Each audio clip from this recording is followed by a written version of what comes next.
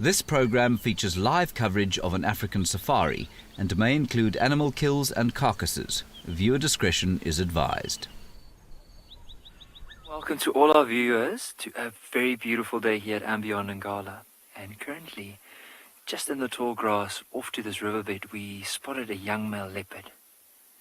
You can just see there was a bit of a yawn and he picked up his head. But I'd like to encourage all our viewers, come jump on us with us on this live safari here in the African bush.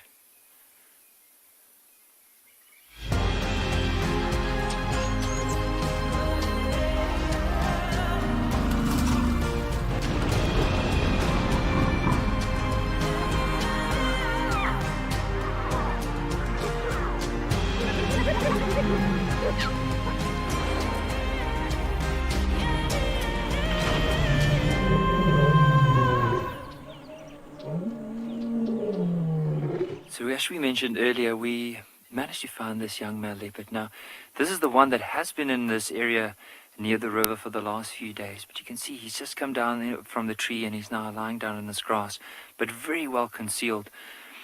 Now, I'm Nikki here at andBeyond in Ngala, so I'm going to be your ranger for this morning. And with me on the camera is Owen. Now, what I want you to have a look at is, with this leopard, just have a look at the view or the area where we are able to see him, and you'll see right next to us here there's a big dry riverbed known as the Timberwatch River, but you can see the sun is slowly starting to rise, and it's just such a beautiful scene.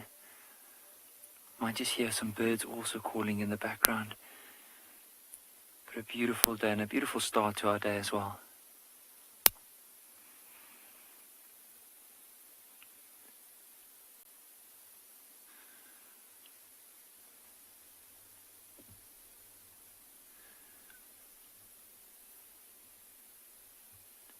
So with this leopard, yesterday there were some hyenas around in the area, and because of the hyenas he couldn't really come down, because every time he came down the hyenas would chase him and he'll have to run back into the tree.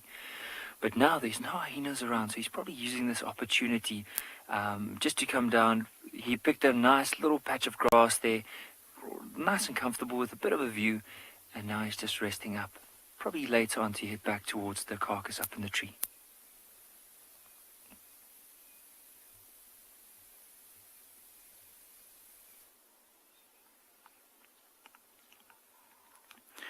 Welcome from a relaxing leopard to a curious giraffe.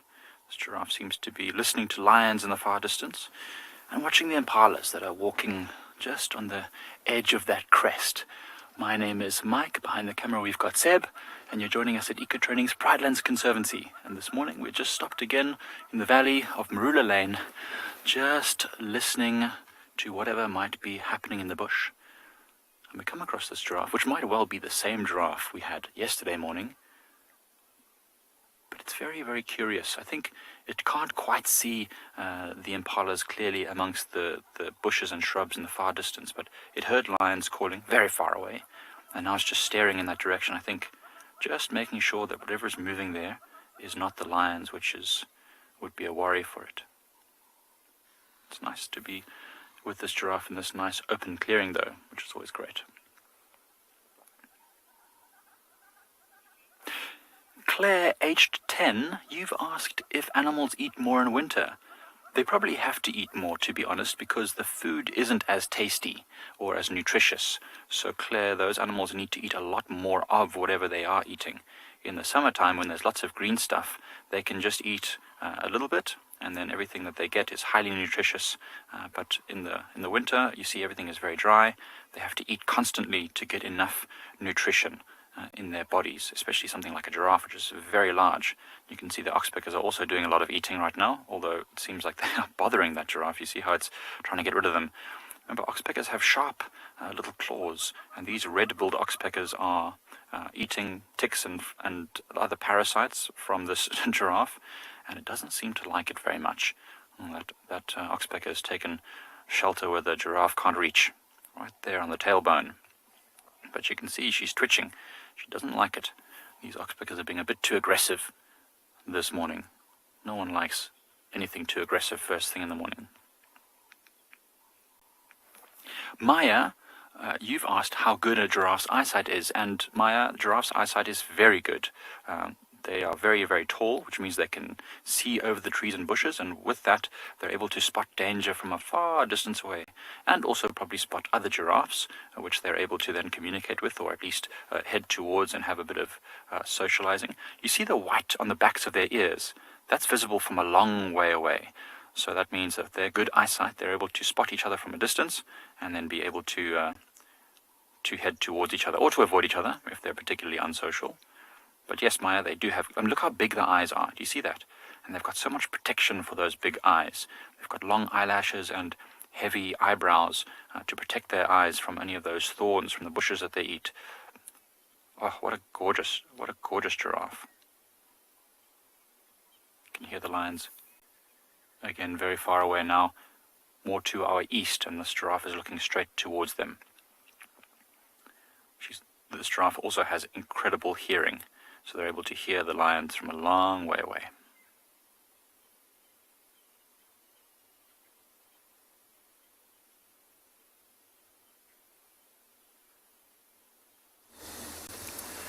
Good morning and welcome to Djuma. We have just gotten mobile on our live safari and we are excited to see what we're going to find. My name is David Hancock. On camera we have Tio, and we are going to be exploring this morning. As always, uncertain of just what we are going to find out here in the bush. So far, haven't seen too much. I know apparently that Lalamba was in the dam cam last night. So what we're going to do this morning is we're going to loop around this whole area. We've already checked around the dam, and now we're going to go down to Gallagher and see if we might get lucky with a track and hopefully the spotted cat herself. So would that not be a lovely start to the day? And don't forget, we love hearing from you, so any questions you may have, please send them to all the platforms that you know about: YouTube, Twitter, hashtag WildEarth. And kids, please send in your questions to kidsquestions@wildearth.tv. Just quickly looking at something interesting here. Looks like Mr. Hippo was walking down here last night. So if you look down here, you can see this fresh dung. It might easily be mistaken for elephant dung, but it's not. It's a hippo. His tracks go down this road, so we're not too far from the Gallagher Dam. And that hippo was doing his rounds last night, and he sprayed his dung all over the show. You can see it's been scattered here by his tail as he defecates. He sprays it all over the show. Quite an interesting way that they defecate. The saying goes, or the old bushman's tale, that the reason that they spray their tail when they defecate is that they can prove to God that there's no fish bones in their poo, because what happened was way back when the animals were made, hippos asked and begged to be put in the water because they got really hot. And God said, well, you're going to eat all the fish, which would be a great problem. And they said, but we promise we won't, we'll just eat grass. God said, okay, you're going to have to prove it. So every time you go to the toilet, you're going to have to scatter it all over the place to make sure there's no fish bones. So goes the tail. And as you can see there, only grass.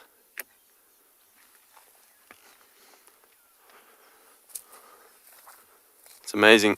If you think about it, all of these large herbivores are basically plant-fed. Even the largest dinosaurs, way back when. And it's not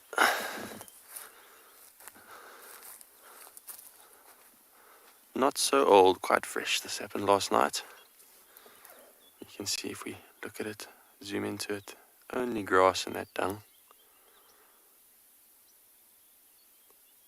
That's an interesting little find to start our morning game drive. Perhaps go have a look at Scuba Steve himself when we go back past the dam.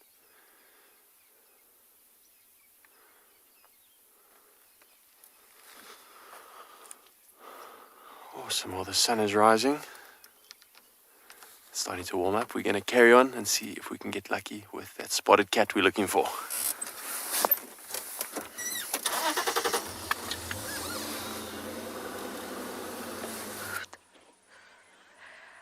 I don't know if David's warming up, but I am definitely not warming up yet. The sun is rising though. Good morning, everyone. We're giving you a beautiful view. It will look hazy and it will look misty, and that's because it is. Just like yesterday, the mist, those water droplets are so suspended in the air. My name is Lauren. I have Craig on camera today, and we've just came down to Treehouse Dam, which is on my right, which is where all the lion activity was happening yesterday. And wow, it's amazing how quiet and peaceful it is. Not a lion to be seen. Just a misty dam. When warm air meets cold air, the water droplets are suspended, and that is what is causing this wonderful effect. But it's still extremely cold. 10 degrees Celsius here and 50 degrees Fahrenheit. So I believe Miss Tandy, our queen, crossed into Djuma last night. So I am on a search for her today. I've already popped into the hyena den. That's always my first port of call. Craig loves it. He loves all the activity at the hyena den. So we were very, very excited, and not a single soul was home. Nobody. So again, I'll keep trying. I'll keep going round, and hopefully we get a wonderful interaction at the den. But for now, I want to head to the southeast of our little reserve, Djuma Game Reserve, and try and see if I can locate Miss Tandy Cat. So let's bumble on. Wish me luck, and hopefully we find our queen.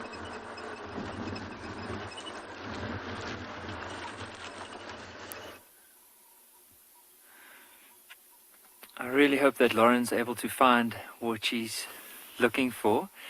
But in the meantime, that leopard that we saw earlier on the ground actually moved into this tree. And there is still remains of an impala carcass that it's feeding on at the moment. So I'm just going to try and be quiet so you can hear him actually crunching through the bones.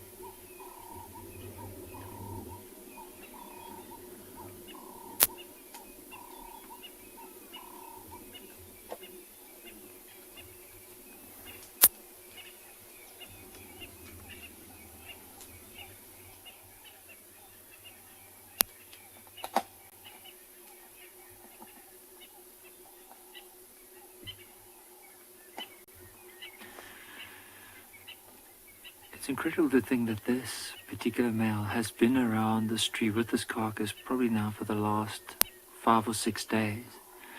And there's not a lot left. You can only probably see a little bit of the ribs, maybe a bit of the vertebra, and then the legs that are there. But there's barely any meat around, so he's probably wanting to finish all of it off. And I can imagine with him being a young male leopard, being very opportunistic, not always too sure when the next meal is going to be. So he's just trying to make the most out of this before he eventually starts moving off and look for another hunting opportunity, or possibly scavenging opportunity where he might even steal it from females. Because this male is known for that. So there are quite a few, or not a few, but there are 2 females that normally move within this area. And then often when they make a kill and they go and fetch their youngsters, he'll go and steal the kill. So he's known for being very opportunistic, but I think what he might even do from here, if he does find another opportunity to hunt, he'll definitely give it a go. But for now, he's just trying to make the most out of what he can get out of this impala.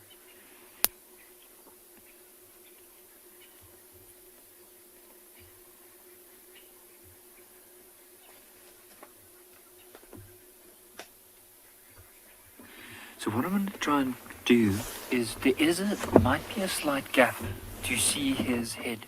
I'm going to move slightly forward, so just bear with me as I move forward. I'm going to just try and work with Owen here so we can get the viewers possibly another glimpse of the face. So there is a little gap. It's not no guarantee, but we can give it a go. Around about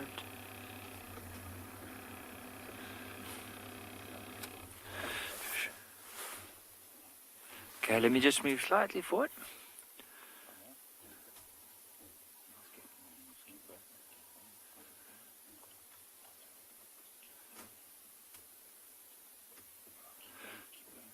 Okay, almost there. You can just see a little bit of the head now. I'm just going to move slightly forward from this.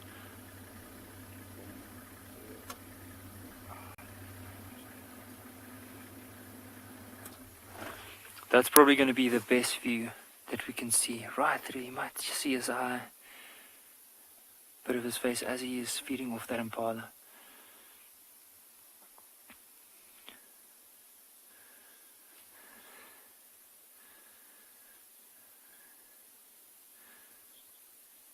Stilifan, the likelihood of, if that Tamboti Tom had to move into the area, he most likely would chase this young male.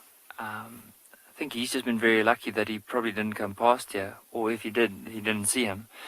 But so normally when, especially with a young male getting to this age, if that Tamboti Tom would come past, he'll definitely try and chase him. Or any other big male, but normally this particular area we're in now is the area for that Tamboti Tom.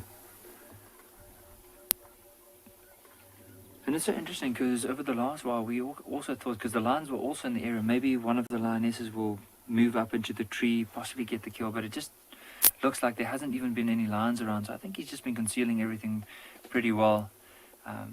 And the hyenas were able to finish off pretty much everything that fell onto the ground.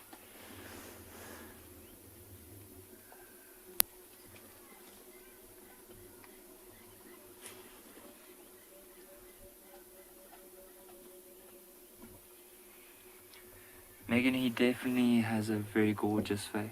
And also, I think from all the rangers here will definitely agree to it. I think he has a very special place in everyone's heart as well because of just his whole attitude, though, like how relaxed he's often around vehicles, especially if you do see him. He doesn't just venture off. He'll often just sit and watch us for quite a while before, even if we don't even see him, he'll just watch us as we drive past.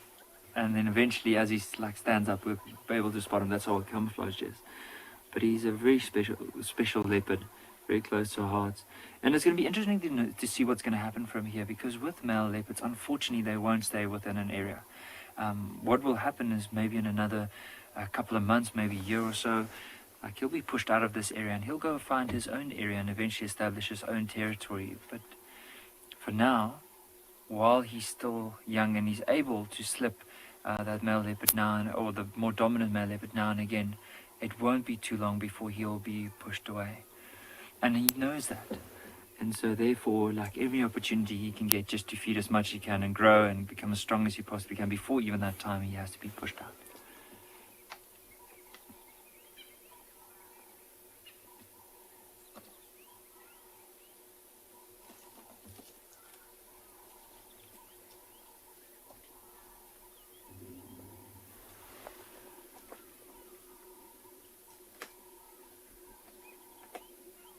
But even, I mean, other than how delicate and beautiful face he has, like his spot pattern as well is really unique. And he has quite a soft face in comparison to most male leopards. Just look at those long teeth. You can see almost he's using those back teeth, like those carnassial shears, just to try and cut probably through the skin.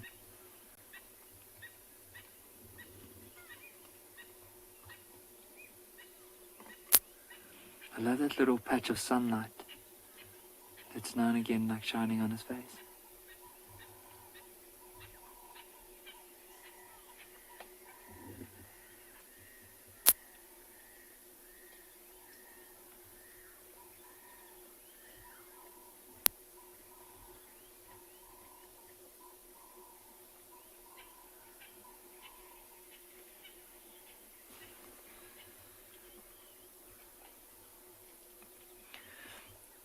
So Dylan, with Makoti, so the reason why we refer to him as Makoti is because when he was a young male, so his mum passed away, I think when he was, if I'm not mistaken, around about 8 months old. And so for a leopard at that age, it's really hard to survive, especially if you are by yourself. So what he started doing is he started catching vultures. And a vulture, or vultures in Shangaan, means makoti. And so because he started going up into the trees and catching the vultures, those that were going to the nest, those that were just perching up into a tree, hence the referral to him as that.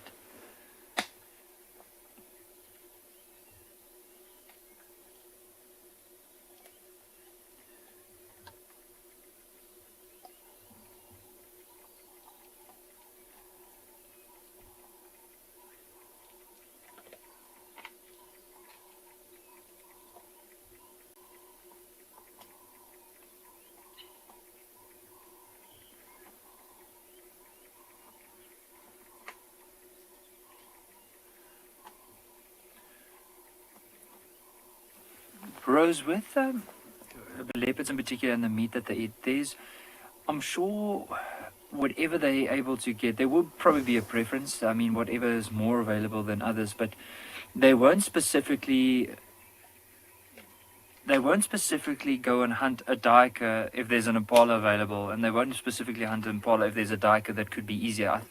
I think their preference will probably be what is going to be the easiest and the most energy efficient way to get whatever meal they have.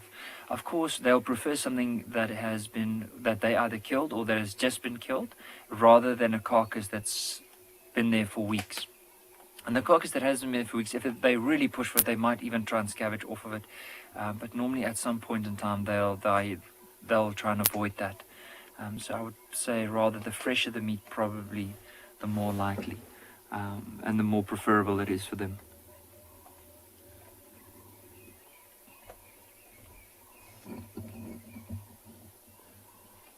But the whole tree that this leopard is sitting in is just such an ideal leopard tree, where it has a very broad base for him to climb up, quite a few horizontal branches to go and lie down in, quite a bit of tree cover, and a nice spot early in the morning for the sunlight with a beautiful view over the Timavati River.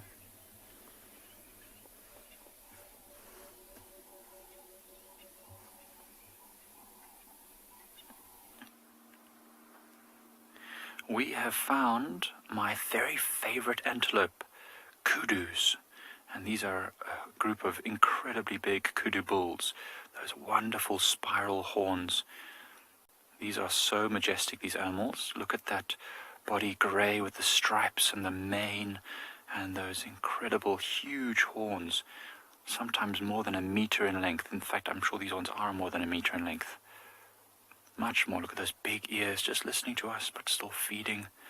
The light just catching that mane. Wonderful. Absolutely amazing. And look at that thick neck that this kudu bull has.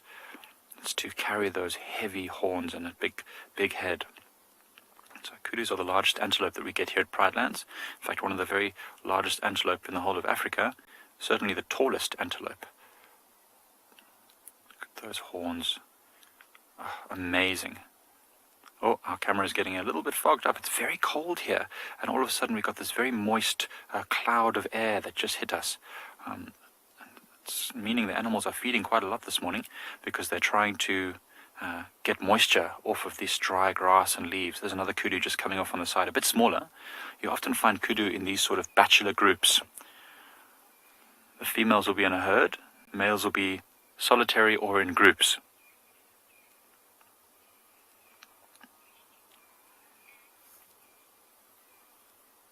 Kudu's horns are hollow, and not really hollow. It's a bone structure with what's called a keratin sheath. So there's a sheath on that dark stuff is keratin, and it's just on a layer on the outside of a bone structure in the middle. So in a sense, they are hollow. They've got blood vessels and nerves inside of those horns. Not like the deer that they get in North America and some parts of India. Those deer will have antlers that fall off every year. We're not so far from a boundary here. Look at those big ears, massive ears, listening to us. We're not so far from a boundary, and there are trains just outside of our boundary, and that's actually what's about to come past. It's going to get very noisy, but the kudu is just listening to the train as it passes by. to the left of our boundary.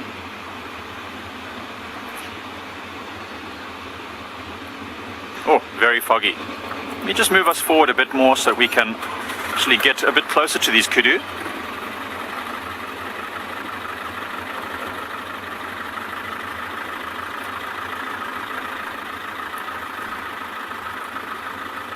Oh, it's a huge group of bulls. I don't want to get too much closer. I don't want to frighten them away.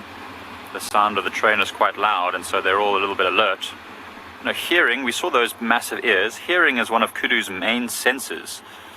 So when their hearing is impaired, like when there's a loud train or some plane flying over or a big wind, oh, look at that. Oh, that big kudu bull does not like this younger one getting too close. When their hearing is impaired, either by wind or a loud noise, they become very alert and very nervous. Because, of course, they live in quite thick areas. You can see how their camouflage works brilliantly with these branches and sticks in this sort of grey environment. Sometimes they call them the ghosts of the bush.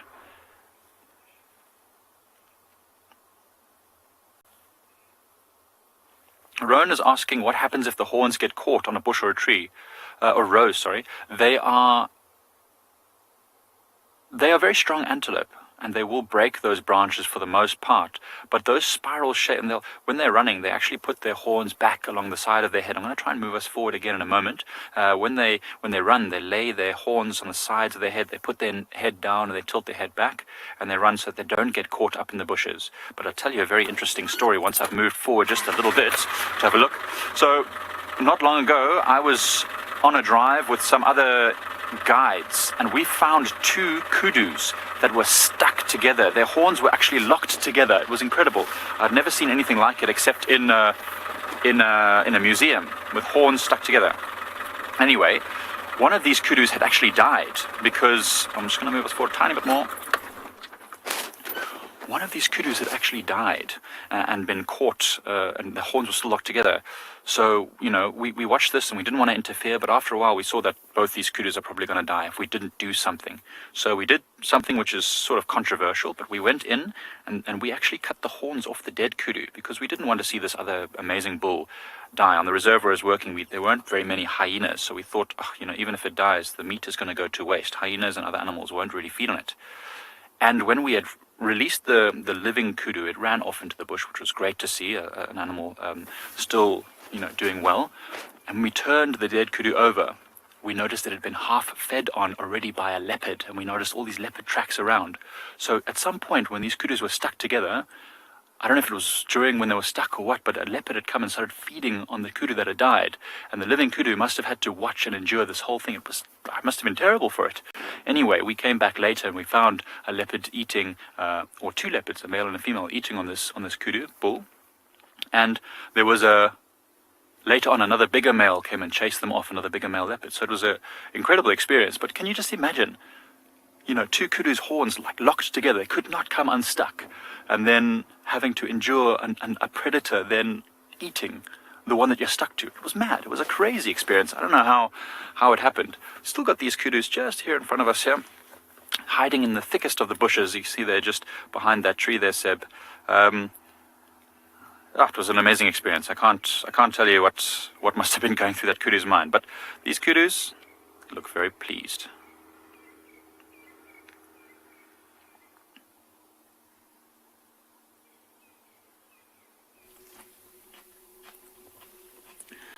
So early on we saw him, it looked like it might have been the back joint and one of the legs in his mouth, but it's hard to see now because he's just maneuvering it in that fork of the tree. We can't really see what he's feeding off at the moment, but you can just now and again hear the crunching sound of bones. But what he might be doing is he's finishing off this carcass, and it won't be too long after he finished that. Either he's going to come down the tree or lie down for the day, but tomorrow there's no need for him to be around this area because he's basically finished everything.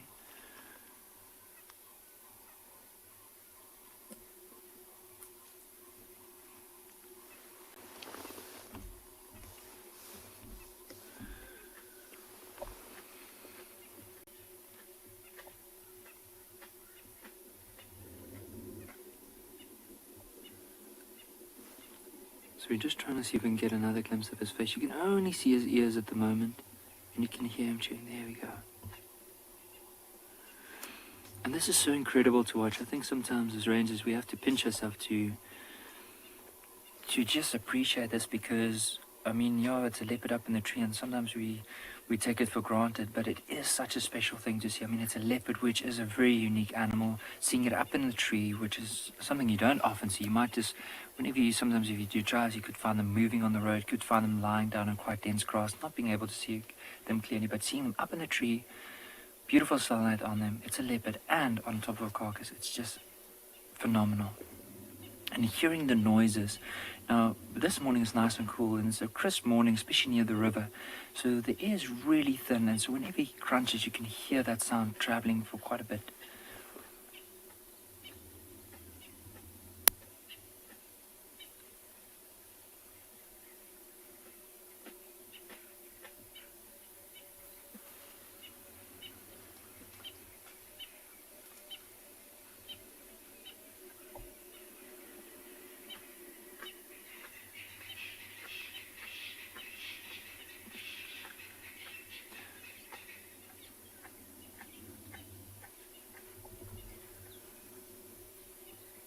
I mean, if you didn't know this leopard was up in the tree and you had to drive past, other than that tail that's moving, it'd be so hard to see him in the shade.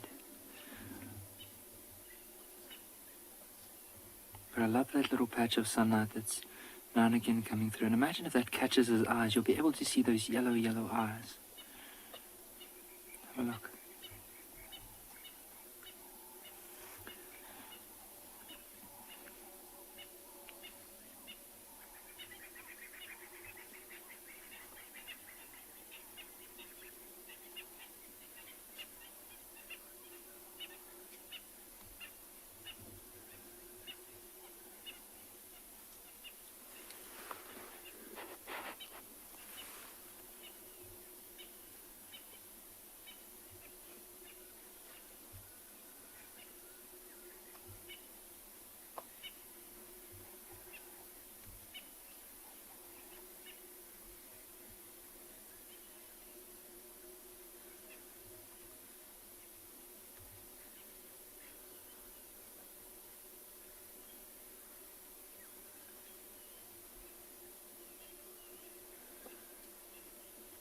See, every time he's trying to pull off little bits of chunks of meat, and then he's not able to do it, but probably because the skin is in the way, so he's just using that left foot of his to grab hold of it, like tuck those claws into it so it doesn't move, and then from there on, slowly start picking away at it.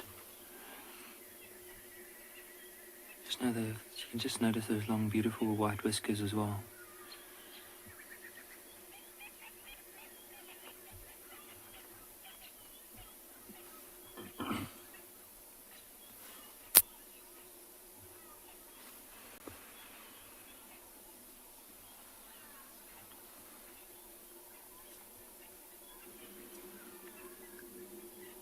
Safari Love, it all depends. It depends on how much he feeds off the carcass. If he's managing to get most of it, there might be little bits that are left, and eventually that will drop to the ground.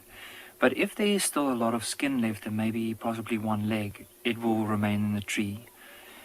And also noticing how dense this cover is of this tree, it will be really hard for some of the birds of prey that will be able to see it. So even things like tawny eagles, butterleers, they are the ones that will go and finish off carcasses if they are on the tree. But with it being so dense, it'd be hard for them to get in there. So it might even just be that it eventually will just be left in the tree. However, if he managed to feed quite a bit of it and there's only little chunks that are left and they fall to the ground, the hyenas will go and clean it up. And if not hyenas, maybe possibly jackals as well.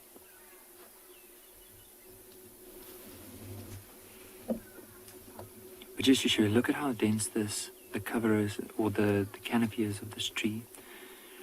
And for anything to try and get in there is really hard. So unless another leopard comes in and finishes off the little bit of scraps that's there, very unlikely, because I'm sure he'll make sure there's not much left after he leaves here. We'll just have to move, because it looks like he's moved towards his original position. So let's just try and see if we can get another glimpse of him. What I'm thinking is maybe because the sun is coming out now, there's a good chance that he's going to go and lie down in the branch. Oh, there I can actually see him. Just wanted to point out where he is, and then we can loop around. So we'll stop right here. So he's basically just found himself a nice branch to lie on.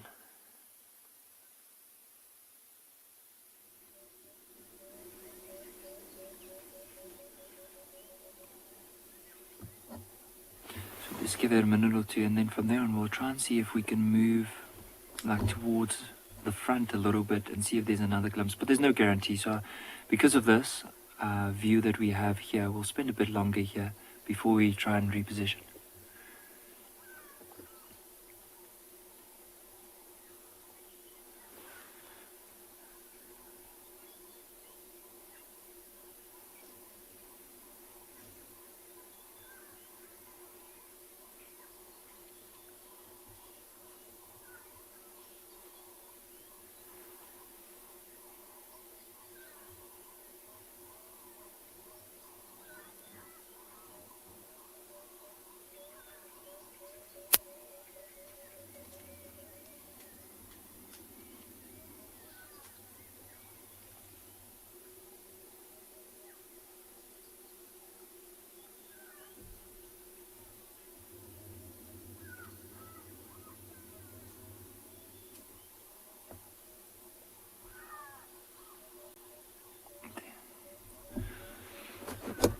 So what we might just do is just try and slowly reposition and see if we can get another glimpse. Now, there's no guarantee that we're going to get a better glimpse, but let's just give it a go. So bear with me, we're just going to move forward a bit and then see if we can try and approach this tree from a different angle. Just going to slowly carry on. So Owen and I are going to really try our best to try and see if we can get you another view. There might be one here with the sunlight on him.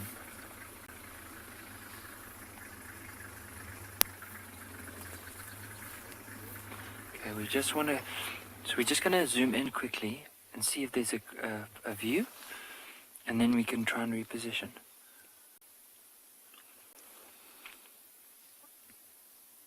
Oh, there we go. So after a good breakfast, quickly just cleaning his paws.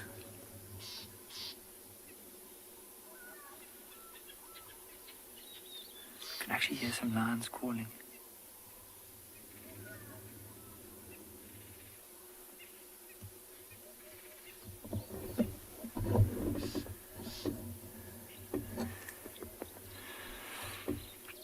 Gremlin, it all depends on the snake that might possibly bite the leopard. But I mean, if a leopard's just lying down in the tree, there's no need for a snake to try and bite, because snakes in general, like, they're so small they won't be able to feed off.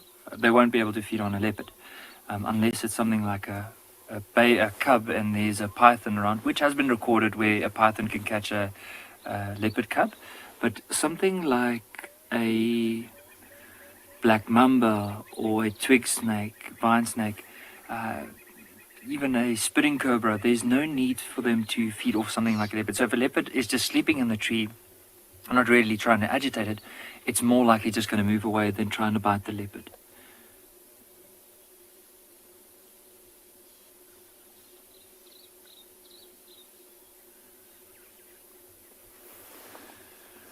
How beautiful is that patch of sunlight on him? See how he's just cleaning now, off to the right. Imagine if we can eventually get him with that little patch on his face looking towards us. Oh, I wonder if something didn't bother him there.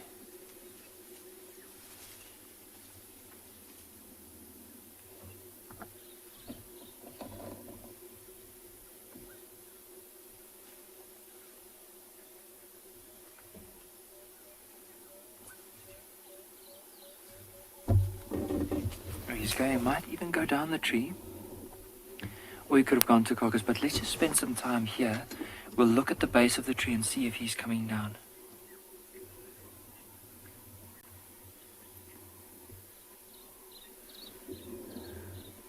Oh, he's turning around and coming back.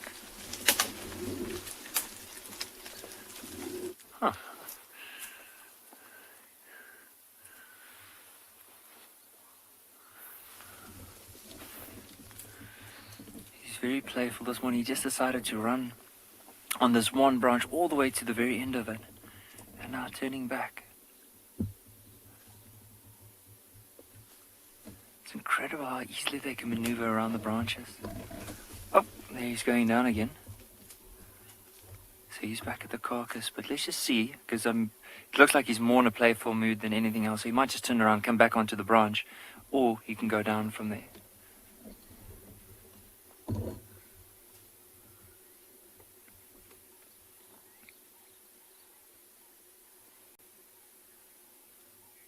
Right, what I'm going to do, I'm going to slowly move back. There was a little gap 2 or 3 meters behind me. Maybe there's a chance just to see him in that fork of the tree.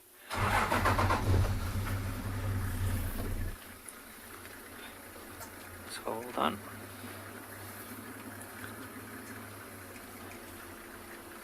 Oh, there he is. He actually decided to go and lie down on another branch closer to the ground.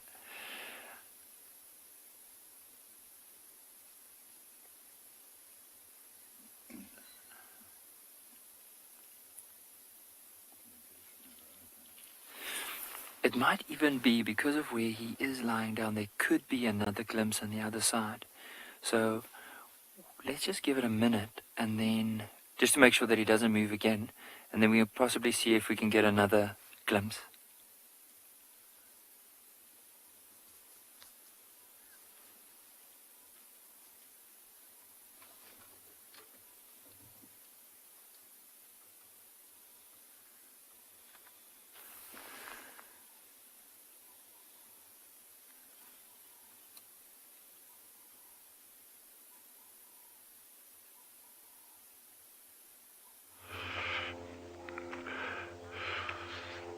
Good morning from another gorgeous day out here at Tswalu Kalahari. My name's Dylan and we have Davy. Actually his name is David. I just want to put that out there. It's David, but everyone calls him Davy. So we have David on camera here, and it is great having you with us. We're trying a slightly different area, so if our comms does drop, please forgive me. These things do happen, but I hope you're all snug and warm somewhere, and it is great that you can join us, ask us questions, and let's see what we can find today. We're not going to go to the meerkats. Like I say, I'm just trying to drive this morning in a totally different area to what we've been in over the past couple of weeks. And we're just starting at this little waterhole over here. This is called Giraffe Pan. And Giraffe actually means second water, and because there's a spring close by it. It's dry at the moment. Sorry, we've actually just got a security flight going over here. The guys just do security patrols for obvious reasons in these areas. So if you do hear that, that is what it is. They're not having just a flyover. But so this pan is named after a spring that actually is just up here in the mountains, and there's a small town close by, a bit of the history there. Small town close by is called Deben, D-E-B-E-N, and that means first water. Didibeng, where we are now, means second water. So the water that you're seeing in this pan is actually rainwater at the moment. In another 4 months' time, it's going to be bone dry. So there'll be nothing going on here.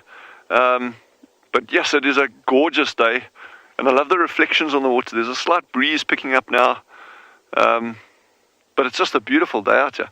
And I'm really glad that we actually tested this pan, because this is really on the edge of our signal zone. But this pan is really good for things like leopard. So now that we know for sure that we've got signal, and it might drop every now and again, maybe we can also ferret around here a little bit over the coming weeks, and hopefully we get something. But what a skyline! Hey, look at that. The sun's not up yet, but that orange glow is there.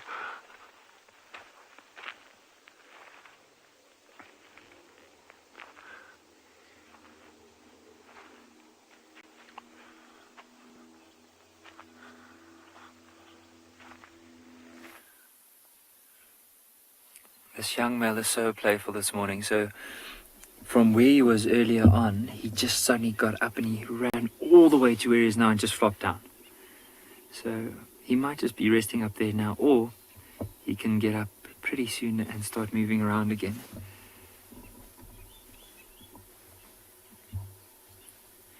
It was so interesting earlier on. apparently he was still playing with the carcass a little bit. And then that's when he ran up to the branch, and then he came running down, and then he did a circle, like a little loop, past this one tree, and then back to where he is now. I think that might even be him for the day, just going and flopping down. And you don't know, maybe during the evening, if he has moved quite a bit to go possibly drink some water, and came back early this morning, decided to just lie down in the grass, make sure everything is safe, and then gone up, had a bit of a meal, and now just resting up.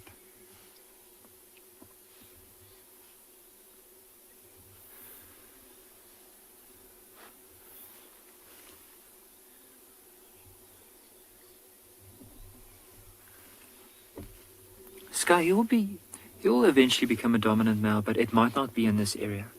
So, because of the time, he'll only from around about 6 years onwards become really dominant and really strong, because that's when he'll be finished growing, and then from 6 years onwards he becomes really stocky, and that's when he'll possibly start challenging other males for an area. But for the time being, it's more likely that bigger, stronger males, once his father moves out of this area or pushed out of this area, there'll be a stronger male that will be older, more experienced than him, will take over. So he will become dominant, but I'm sure not in this particular area that we are in now.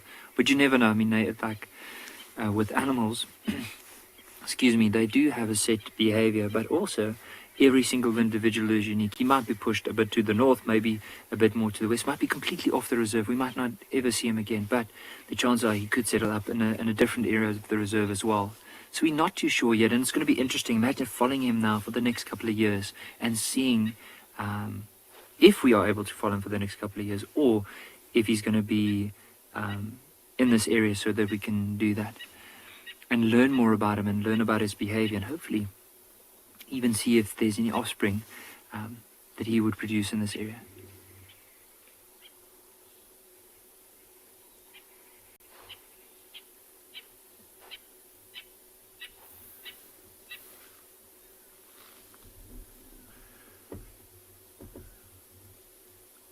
But if you look at him now, he's not really too worried about being dominant. He's just worried about making sure that he gets that last little bit of his meal. And that's all he's worried about, and enjoying that sunlight. Because he's just closing his eyes. Eyes are becoming heavier and heavier.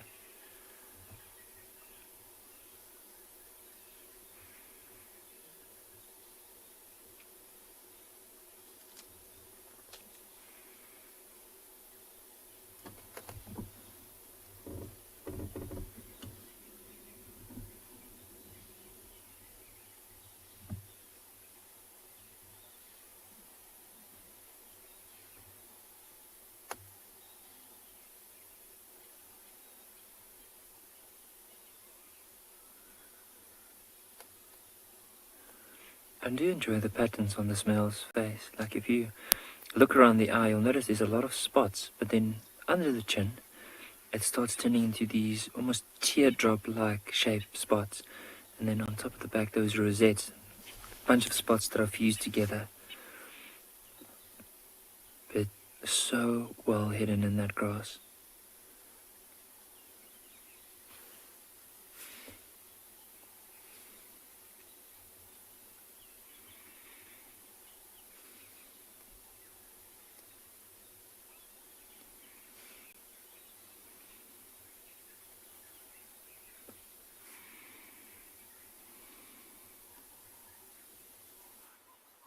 So leopards do love this tree which I'm currently sitting under. This is a Marula tree, but the reason why we've stopped here is because we found something pretty cool, and I don't really know how to explain it. I'm not really sure what happened here, but if you look just over here, there is a big hole in the ground, perfectly round hole. When we came to investigate it a bit closer, we're not 100% sure, but I don't know if you can see these bit of ridges and stuff in here. This looks very, very much like a Marula tree, because Marula trees are very round, which died, maybe got pushed over and died, and then termites ate all of the internal wood, the hard dead wood, and just left this outer ring of cambium, which is the living layer which provides the nutrients for this tree. And it's made this perfectly round hole, which I'll show you how deep it is. If I put my arm in there, It's about as deep as my shoulder. I could go a little bit deeper even.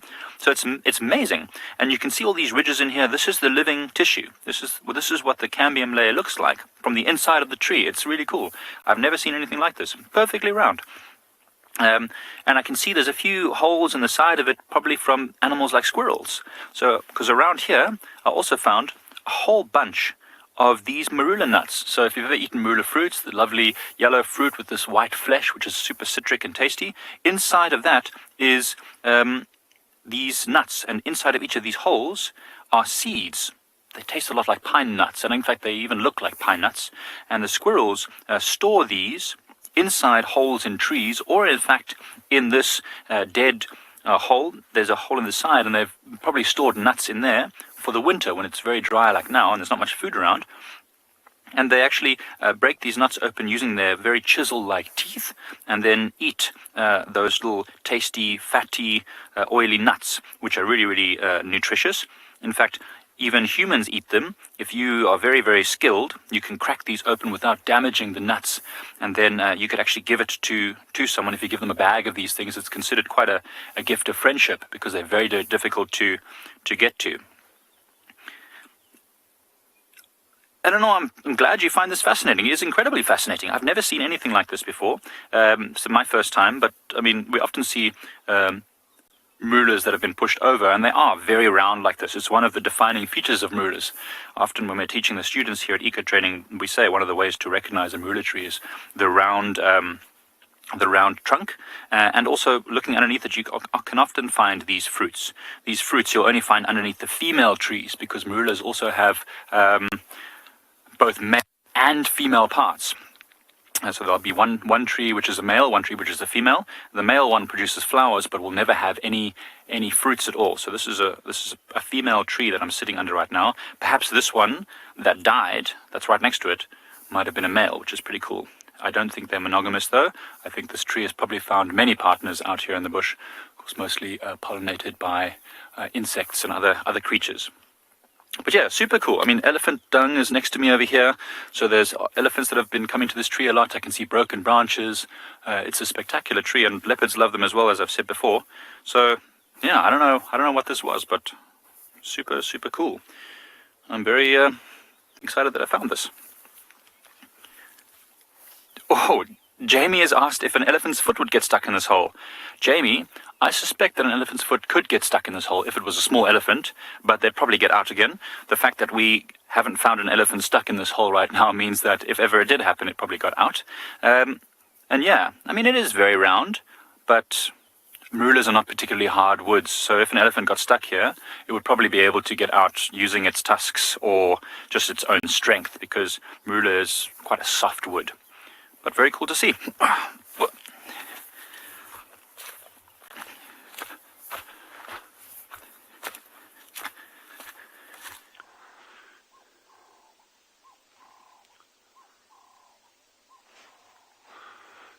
These are guinea fowl.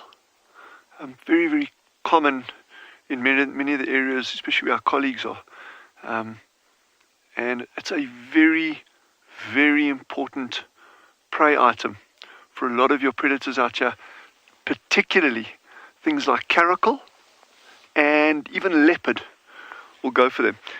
But the single biggest threat, I'd say, out here to these birds is a massive raptor called a martial eagle. And these eagles are really big, really heavy, and they'll often take guinea fowl. And again, similar to the meerkats, they're very, very different, but in some ways they're similar in terms that their eyesight is very, very good.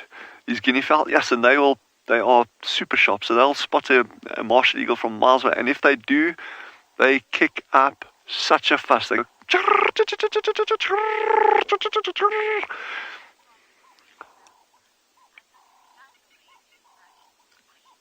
yeah. Krishna says she loves the way they run. Me too. They almost look like little tea cozies, like bobbing up and down like it. Well, not that I've seen a tea cozy bobbing up and down, but you get it, you know, like their shape. Oh, we got the sun coming through the trees here. Look at this. Sorry, Davy, but look at that light coming through the trees there. Hey, African dawn, eh? He was born in the African dawn. There's a good song there. Wow. Hey, it's good having you all with us. So grab that cup of coffee, or your second or your third, and just settle in and enjoy this.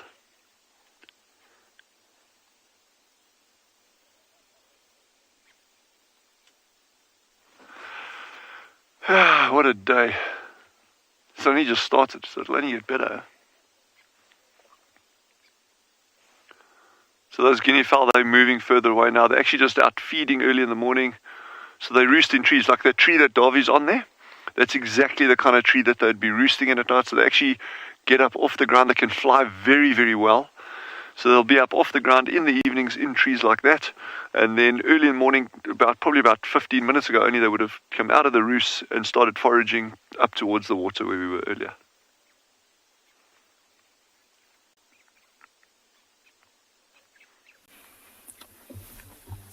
So these this particular leopard just decided to go and lie down. But in the meantime, what I wanted to do is maybe just show everyone a little map of South Africa and show you where are we broadcasting all the different live safaris. So this is one of our little, we call it a guide's journal. So we give these to all our guests that do come and visit us. And just to show you here, so this is a map, of course, of South Africa. Now, Tswalu Kalahari, where Dylan is operating at the moment, I just want to make sure that you can see all the lines, is up on this side here. So it's more on the north and western side of South Africa. So it's right there. It's quite a different type of habitat in comparison to where we are now. And Phinda, so if you had to draw a line all the way from there towards the eastern side, Phinda is right over here underneath Swaziland.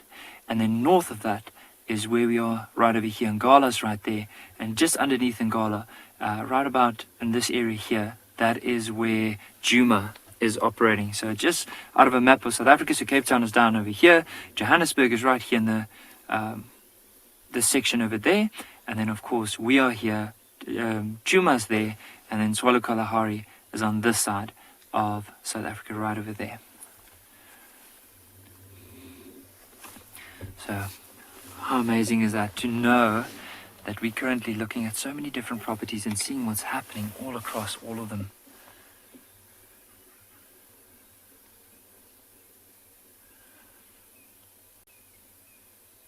Now, often with leopard, they have this way about them that whenever they want to be seen, they'll make themselves known. But if they don't want to be seen and they decide to go and find a nice dense patch, they'll go and lie down there.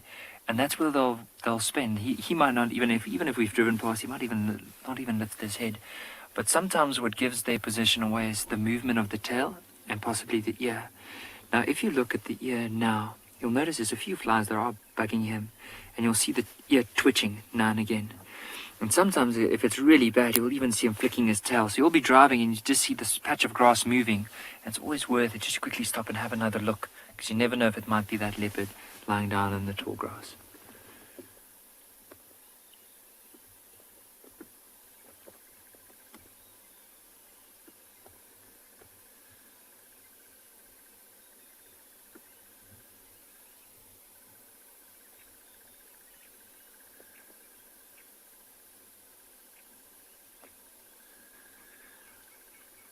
Like that male lion we saw yesterday, how slowly that one was breathing.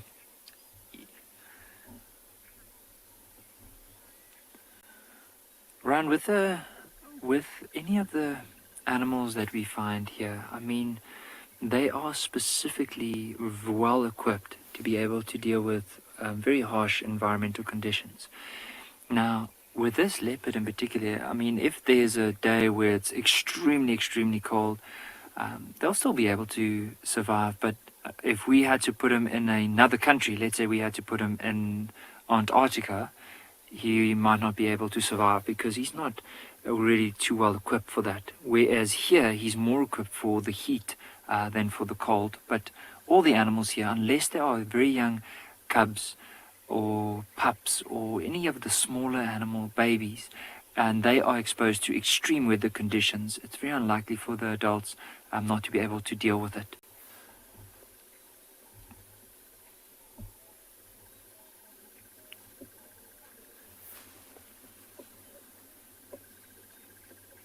But leopards in general, I mean, with this area, it does get really, really warm. And one of the ways that leopards will adjust to that is they'll either go and lie down in the shade, they'll rest up as long as they can. But what I found is, especially in the summertime, they'll move up into the canopy of trees, find a nice horizontal branch, and go and lie down there. Because there's often a little breeze that blows over, it helps to cool them down. They're away from any danger on the ground, and of course in the shade. And they'll only wait until it starts cooling down before they start moving.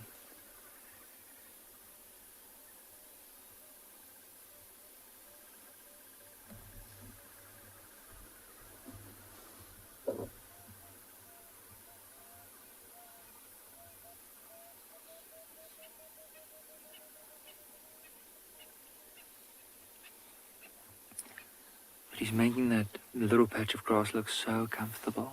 And the way that he's breathing out tells me that he's probably fast asleep at the moment. His ears aren't even twitching anymore.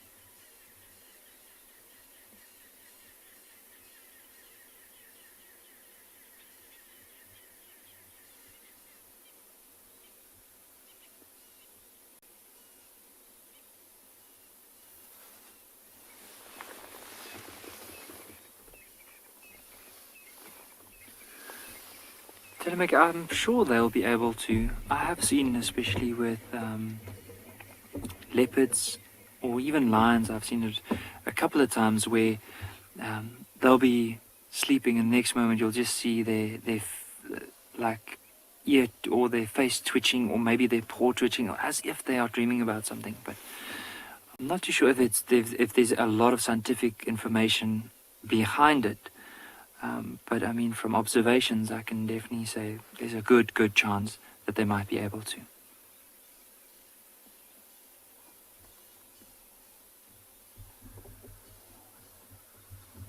There might even be some elephants in the area. I just heard some, it sounded like a elephant trumpeting just off to our north and eastern side, so I'm in the direction of where the sun is. So opposite side of where this leopard's lying down.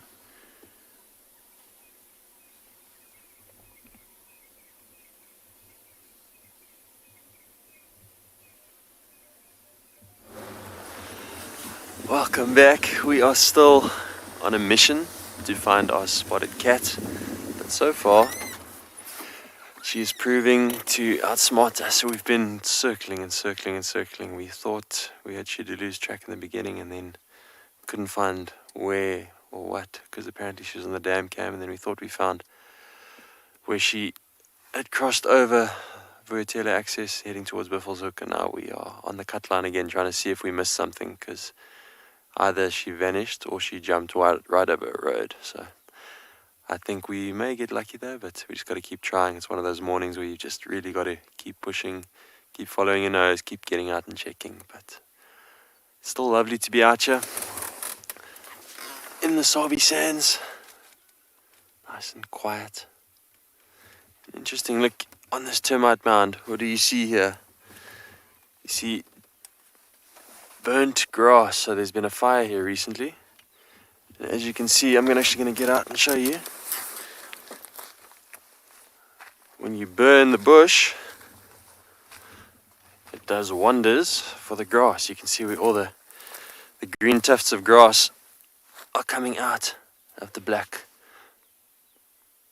So animals typically love these little areas, especially right after the first rains. This is just going to sprout up like a beautiful green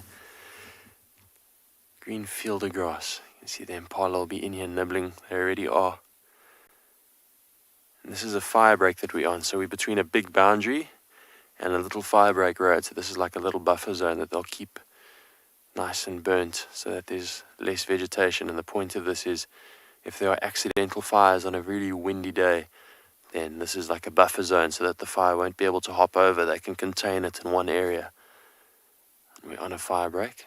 That's probably why this was recently burnt, but they also burn in normal sections in the bush. It's a management tool that they use to stimulate new growth, get rid of old, what they call moribund material or dead material that's just taking up space and not allowing the new growth to get through. So depends on the bush type, depends on the veld type, the grassland, or if it's a really wooded area, too many new trees because of perhaps overgrazing. There's so much about it and a lot of scientific background that you have to make those decisions. But fire is used very often in bush management. So quite a crazy thing to be a part of though. I remember as a child being part of these burns, these controlled burns, and I can remember racing down these roads with fire just roaring, you know, almost peeling the paint off the bucky as you trying to get ahead of it and put the fire out. Sometimes controlled, sometimes accidental fires, and fire is a powerful thing. We are going to carry on, keep our eyes down on this firebreak road. Hopefully still get another look of where Shaduli's track has crossed.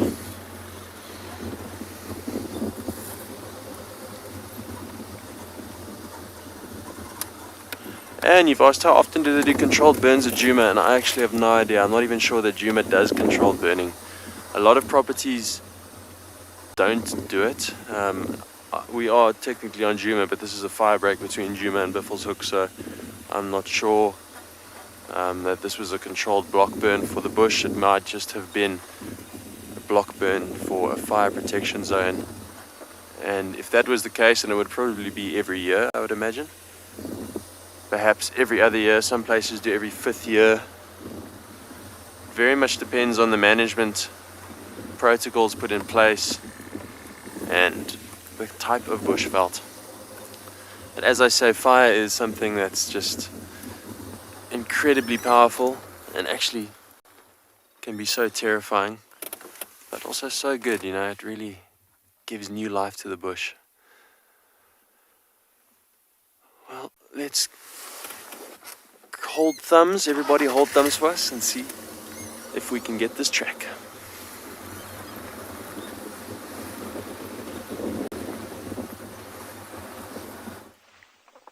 And get the setting as well. Got a beautiful Roan Antelope bull. So remember the sable that we saw yesterday morning?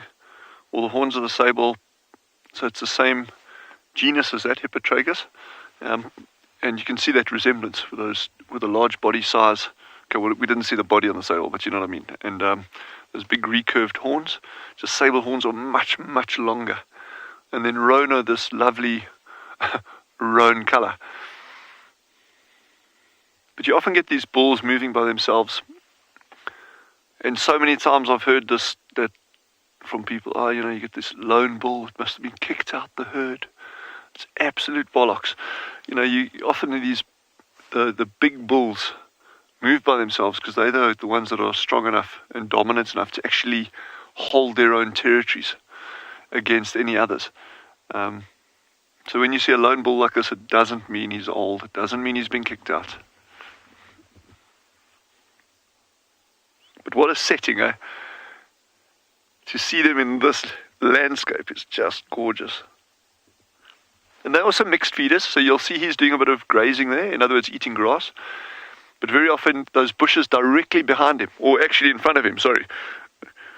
In other words, on the other side of where we are, those are called grey camel thorns, and they're incredibly nutritious. It's one of the most important plant species out here for browsers in the dry season. Very, very high protein content. They are evergreen, so they retain their leaves. And there he goes. There he's eating it. I love it when it works.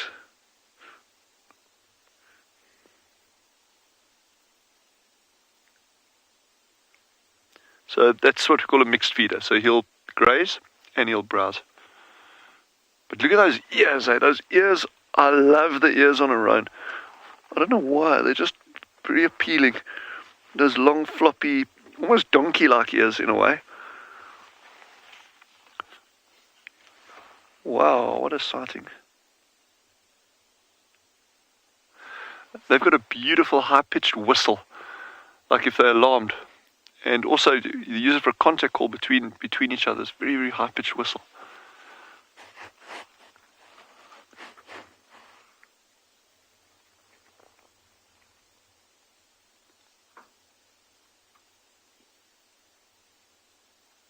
These are the second largest antelope we have on Tswalu, aside from eland. Okay, I'm just excluding giraffe completely from the equation, obviously.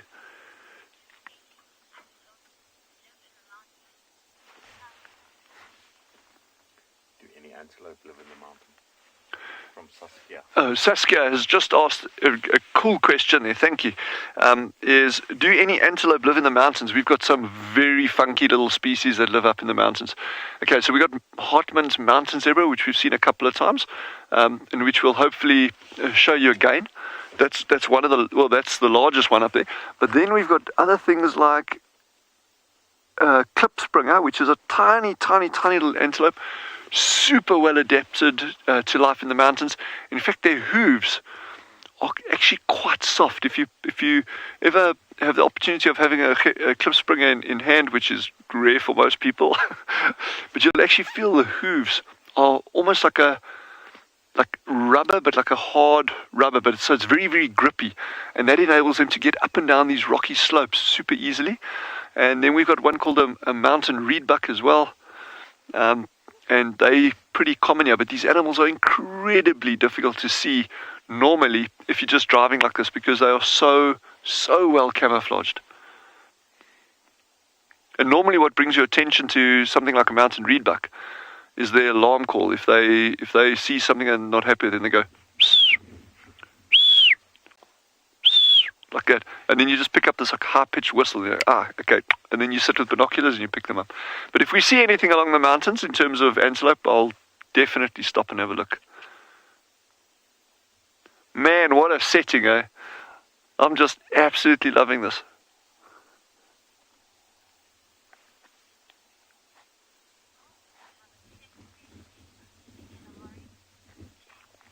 So James, do Roan have a Set breeding period. Set breeding period?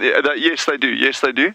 The cows are going to be giving birth very, very soon. So going into the summer months now, and that's critically important. If you look at a lot of your, well, pretty much most of your predators, and there are exceptions like wild dogs, those kind of things, but most of your predators are aseasonal. In other words, they can breed any time of the year because they're not worried about vegetation. They're running around catching other animals or feeding on carcasses, that kind of stuff.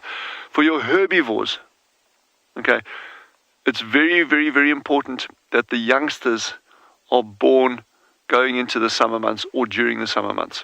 Okay, the key thing for them there is that it's not so much for the youngsters themselves to be feeding on green vegetation, but it's for the mother to be able to maintain her body condition, be producing enough milk, lactating, in order to give the youngsters enough nutrition.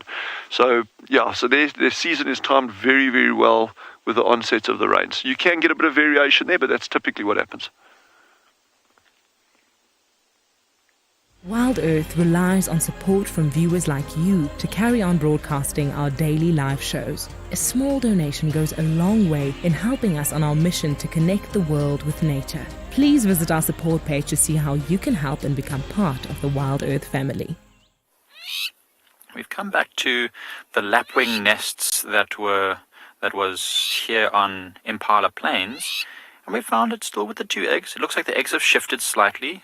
Probably one of the adults was just sitting on the nest and moving them around to keep them nice and warm. It's very cold and still good. I was doing a bit of research and just finding out how long might these eggs remain here before they hatch, and it looks like they're about 1 month it'll take before they hatch. I don't know how long they've been here, but that's good to know. Maybe if they've been here a week or two, then we haven't got long until those chicks come out.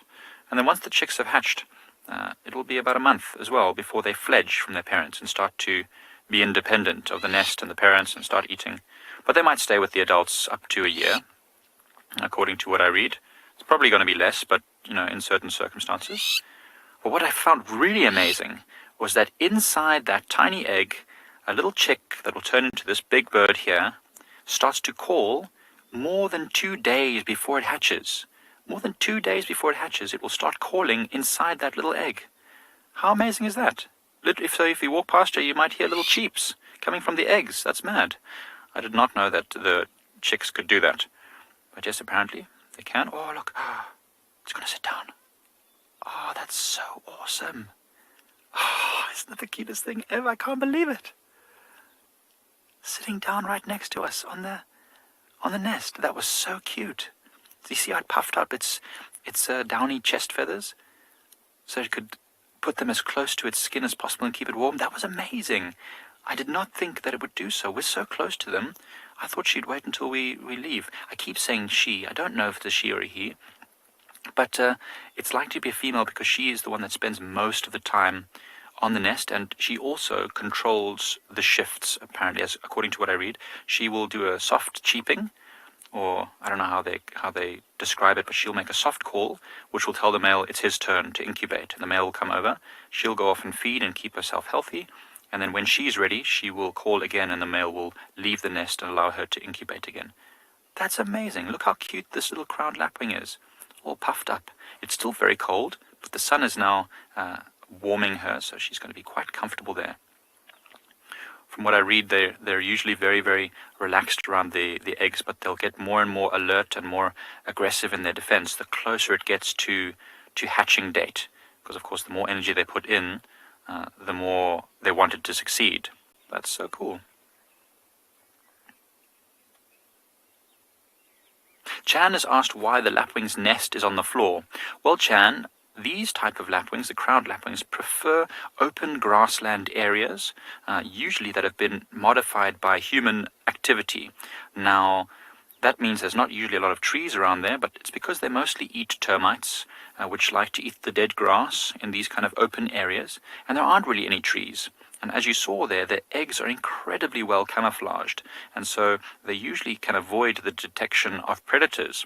We know for a fact that there are at least 2 black-backed jackals that live in this big open area also. And they are very, very alert predators, and they will definitely eat birds' eggs on the ground. And the fact they haven't found these yet means that these parents are doing very well at distracting them and also hiding them in the grass. And you'll see as Seb zooms out here how small it is in the grass. It's tiny. It looks like a stone. And then if the predator comes too close, it will jump up and make a little display and then distract the predator. And those very speckled, perfectly camouflaged eggs will remain undetected by the predator. How awesome was that to see that little bird just come and sit down on the nest. Seems like she's up again, just doing a little cheeping. Maybe she's calling for the male.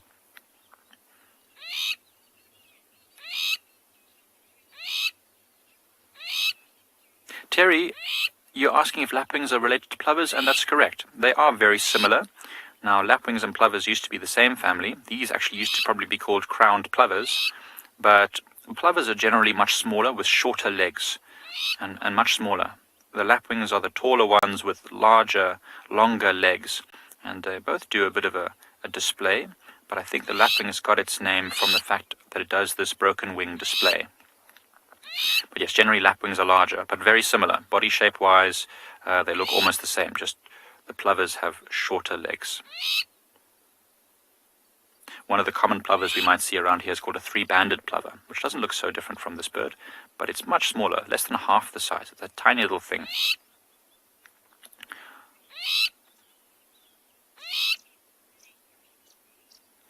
Butterfly, they usually lay 2 to 3 eggs in a clutch, and if they lose those eggs, they will lay a replacement clutch.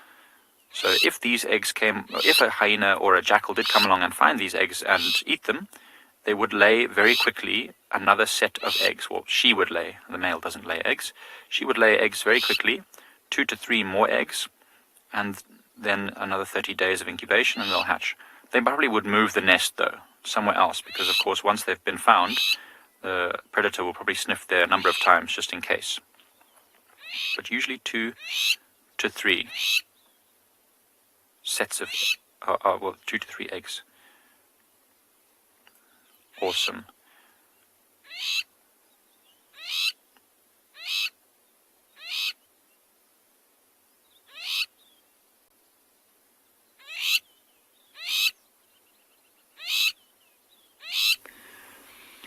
We just went down into the riverbed and on our pursuit for some lions, and we found this whole troop of baboons just in the riverbed. Now notice the sun is just between us and them, so they're very beautifully backlit, this troop of baboons. Have a look at that. I think let's just watch them for a little bit. Often with baboons it's pretty funny to watch them and see how they interact with one another.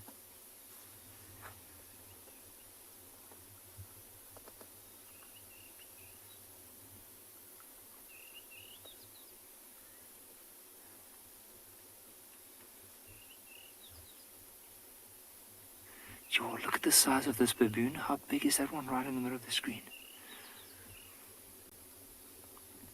I mean, in comparison to the other ones, he is massive. See, there's another big one that's moving that side. Looks like there's a baby clinging onto its belly.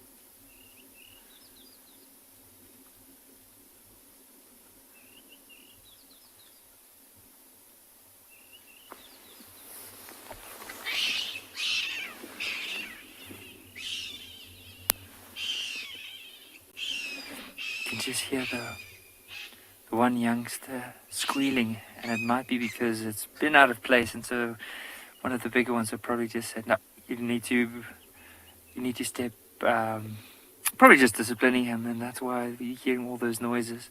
Because with a troop of baboons, often if the little ones are out of place, you'll see the big ones will run towards them and quickly put them back into place.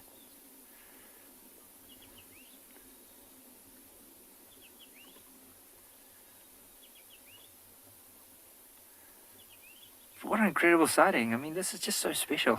Early parts of the morning, watching a whole troop of baboons.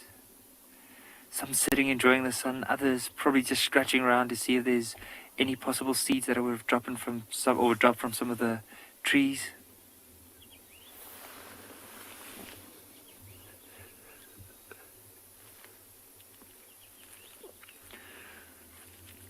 Francis, with baboons, it all depends. Sometimes if like the baboons are separate from one another, or there's one by itself, like leopards could often go for them, but leopards have to be very careful, because a big baboon like the one we saw earlier, if it turns onto a leopard, can easily kill a leopard. Lions could also be, if the lions manage to corner a baboon into an area, they'll try and kill it, but between those two, they're probably going to be the number one enemy of them.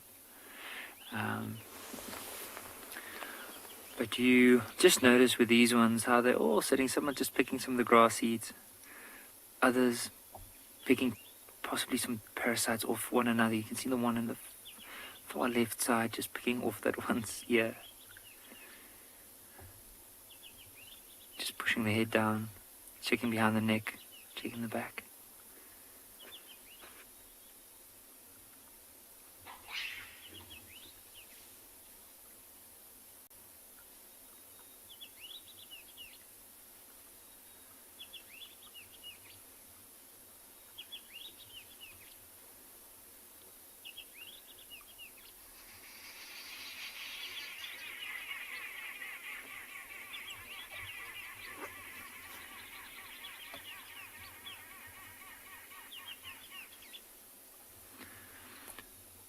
So they are able to control their tails. You'll notice, especially if they are sitting on top of a branch, they'll use it as a counterweight, where they'll fold it over or they'll pick it up.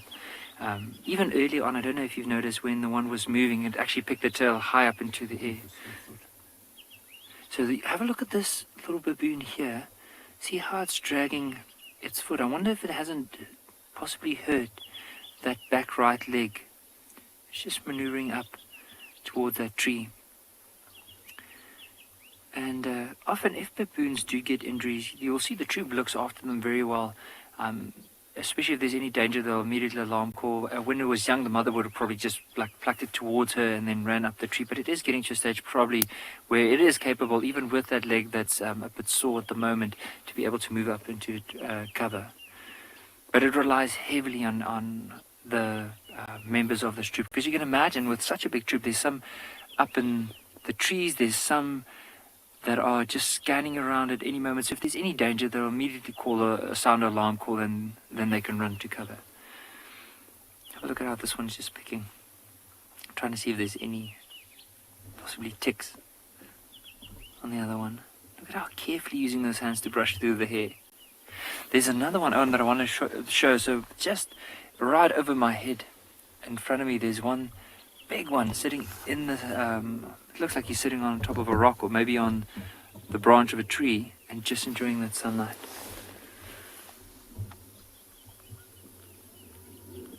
Here he is.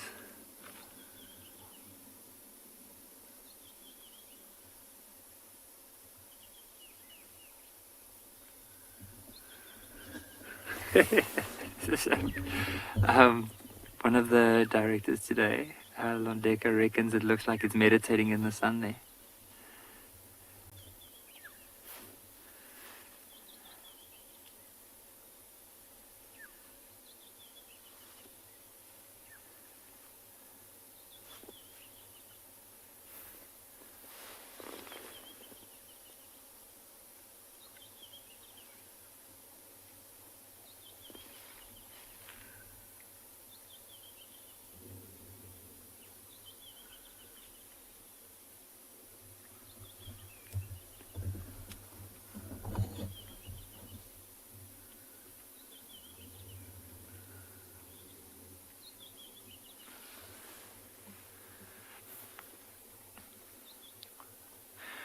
Moja, I don't think this one is isolating itself. It's just sitting on the side there enjoying the sun. The others have moved across.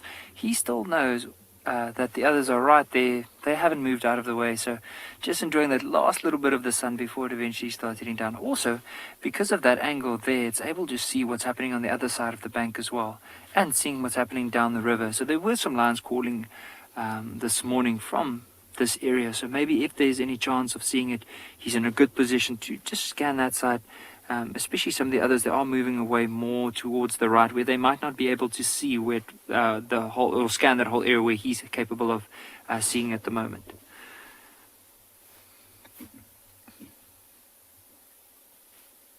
There's some that are now moving up into the tree, just right of where these ones are.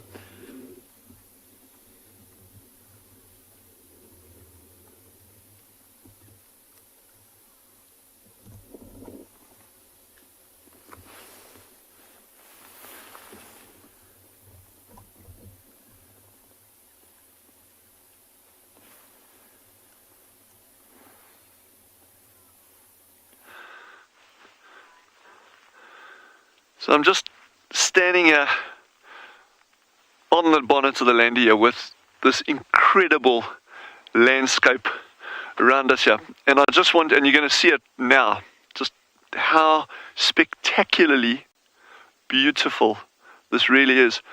And as I'm standing here, you know, the whole lot of things come to mind about, you know, the places I've walked, the things I've seen, the cool little encounters I've had over the years.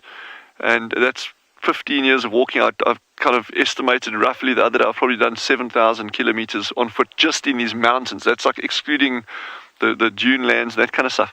But when I look at these landscapes, I think of like particular features on it and that, and what remains to be discovered and found out here. And that area that Darby's going to now, you'll see there's that little grassy slope at the base of that one hill over there.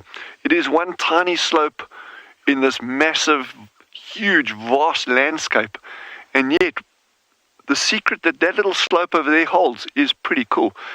So we have one of the top Lepidopterus, probably in Africa, that's been doing research on swallow for going on 5 years now, a chap called René Blanche.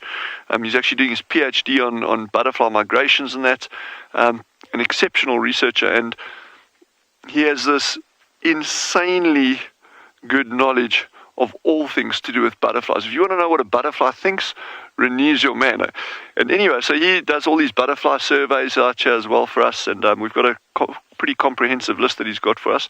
But on that slope over there, he's actually discovered a brand new species of butterfly to science. Now, I'm not talking about like, oh well, it's a different color form of something. This is a brand new species, undiscovered species. It's actually in the process of describing it as we speak.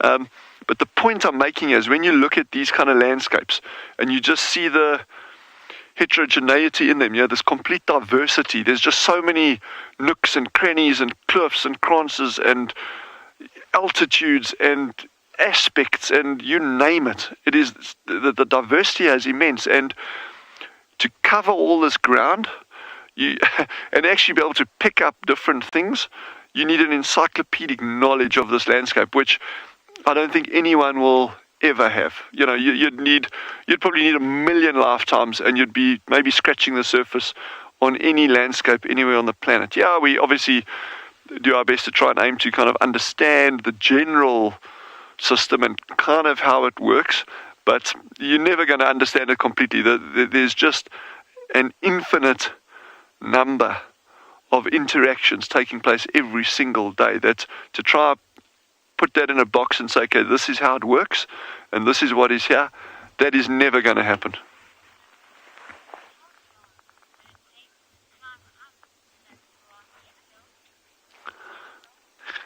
Eleanor has asked, how long will it take to climb up that grassy hill? Well, okay, we're standing now, we're about 1.2 kilometers away from that little grassy slope as the crow flies. That's as the crow flies. As Dylan runs, it would take a lot longer. But yeah, you'll walk from here to there in 15 minutes or so, and then to the top of that hill, that's 10 minutes to the top of that hill. The highest hills that we got over here, which are the ones out in the back over there, it's actually called Blowkrans. Now, blow is an old Dutch word for meaning blue, and krans is a high cliff or something. There are 1 or 2 small cliffs up there, nothing spectacular. But you can see the name with that sunlight as it's creating that color on this hill. They do look blue, and though that's the highest point on Tswalu, is just at the back of there. It's 1,586 meters above sea level. Where we parked now, we're sitting about 1,200 meters above sea level, give or take. But even there, you'll climb to the top of those mountains. It'll take you an hour and a half, 2 hours. So these mountains, these are actually hills rather than mountains. So when I say mountains, I mean hills, and when I say hills, I mean mountains. It's kind of like interchangeable. But what a landscape, eh? Yes. You've all got to get you. Okay. You all have to come visit me at Tswalu.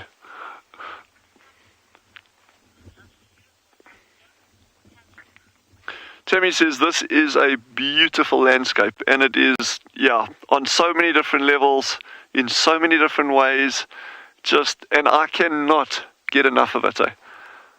I cannot get enough. There is not a single day that I wake up and think, I have to go out there again. It's just like, woohoo! I have to get out there again. It's the best. And also just remember, just send through your questions at #WildEarth.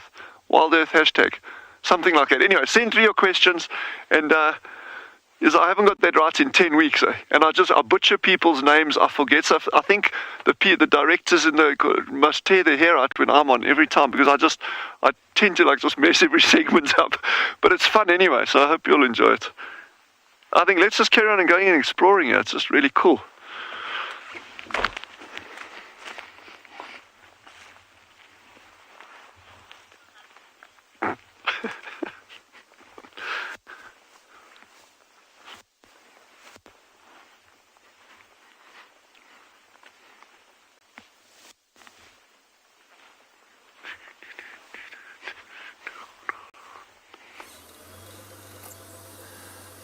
Oh, we have just spotted a black-backed jackal that is now being very shy, so just bear with us while we try and get a look at it. It's been a very quiet game drive for us this morning. I think it's probably the quietest game drive I've ever had out here on the Sabi Sands, which I suppose has to happen at some stage. I've been very spoiled up until now.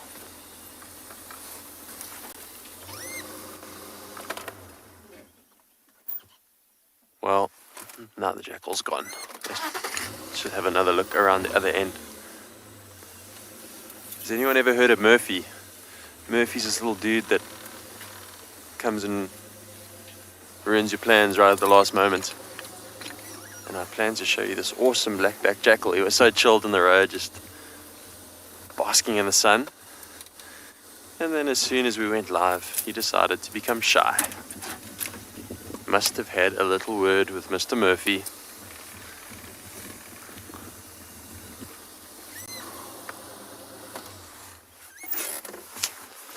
Well, Mr. Jackal has disappeared into the bush. Perhaps he got hungry. He warmed up in the sun and then decided it was breakfast time. Off to find a meal of whatever he can find. Jackals are very resourceful. They'll eat a very wide variety of foodstuffs, from eggs to carrion, lizards, snakes, even termites, fruits.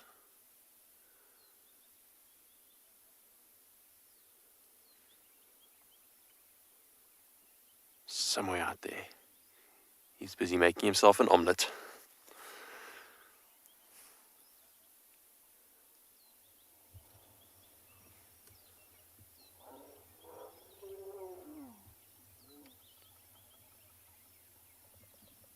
Sounds like elephants screaming down there. Let's go and follow up. That's at least something. I was actually starting to wonder where all the elephants were going this morning, because I literally haven't seen a single one. We hardly saw any tracks, but luckily, sitting here, trying to see if we could see the jackal, it allowed us to be silent enough to hear those elephants. I don't know if you heard them on the mic, but somewhere down there in the valley, they're busy squealing and trumpeting, so we're going to go and look for them.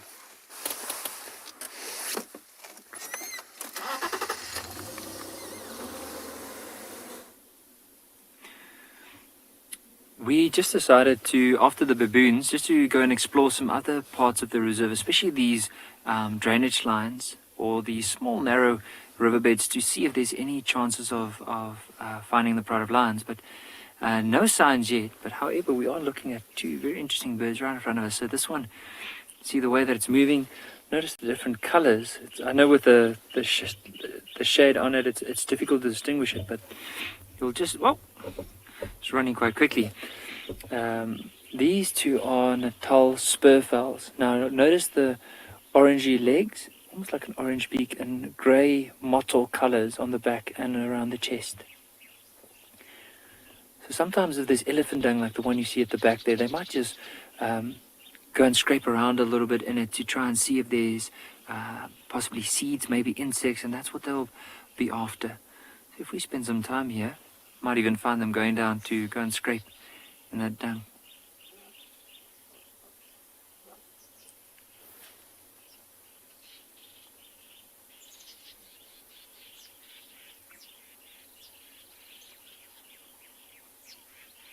Or they can eventually move off. Oh, there's the one coming back. Let's have a look. It's moving closer towards that elephant dung. There we go.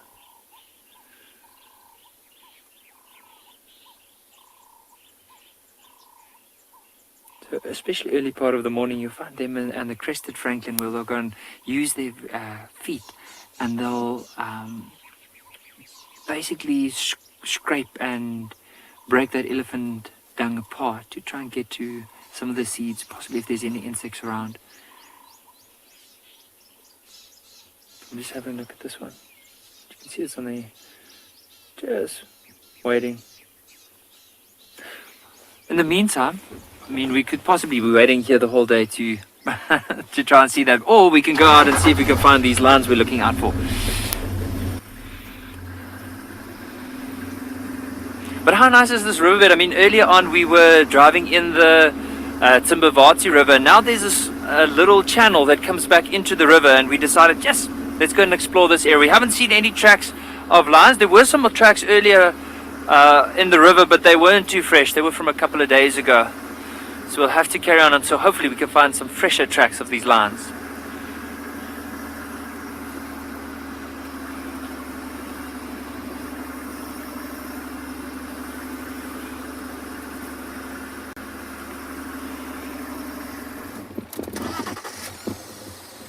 This is Arethusa, huh? Yeah. Shit.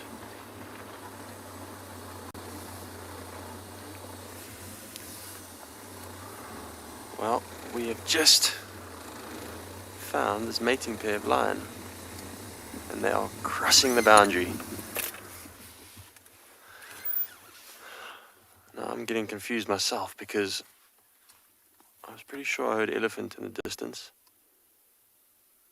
but I could have also been mistaken for that final growl of a mating pair. Sometimes the sound is difficult to distinguish so far away. Either way, lovely to see the lions, although very briefly, as they disappear over the boundary into Arethusa.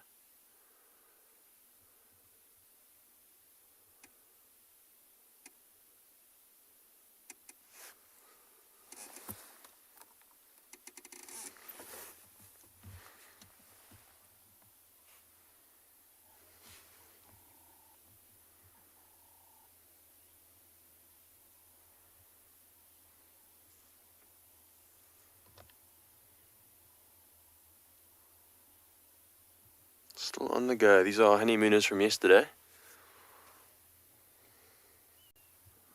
I wonder where they're off to.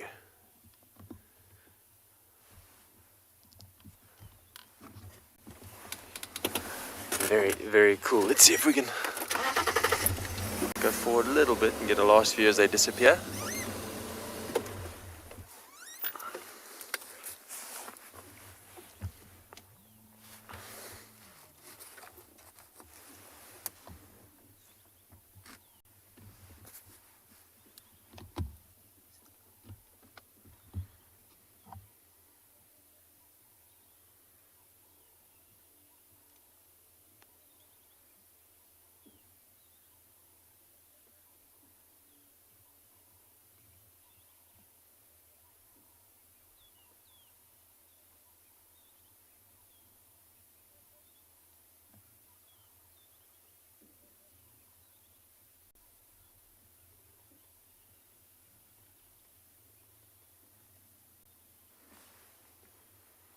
And there they go.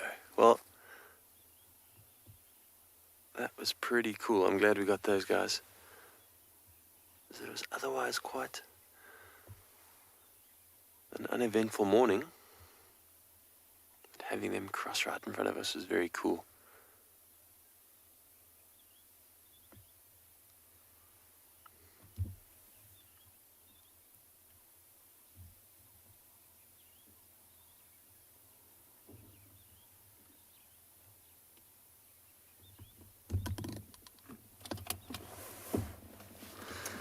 Awesome. Well, that's a nice little boost of energy for our morning drive. Let's carry on and see what else we can find.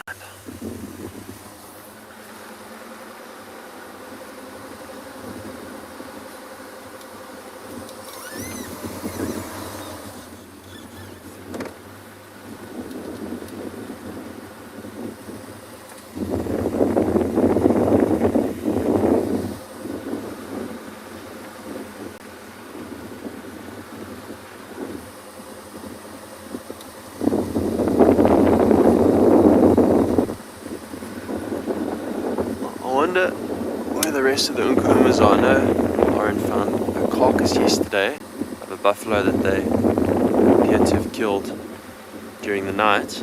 All eaten though, no Nkuhumas around, so I wonder perhaps they've also crossed over into Arethusa. These two are heading that way. But I'm sure we'll catch up with them hopefully, if not this afternoon, maybe tomorrow.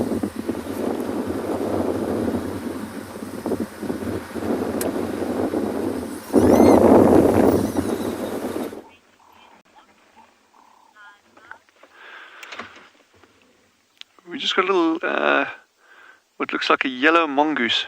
In fact, it doesn't look like one. It is one. That's a yellow mongoose. How cool is that?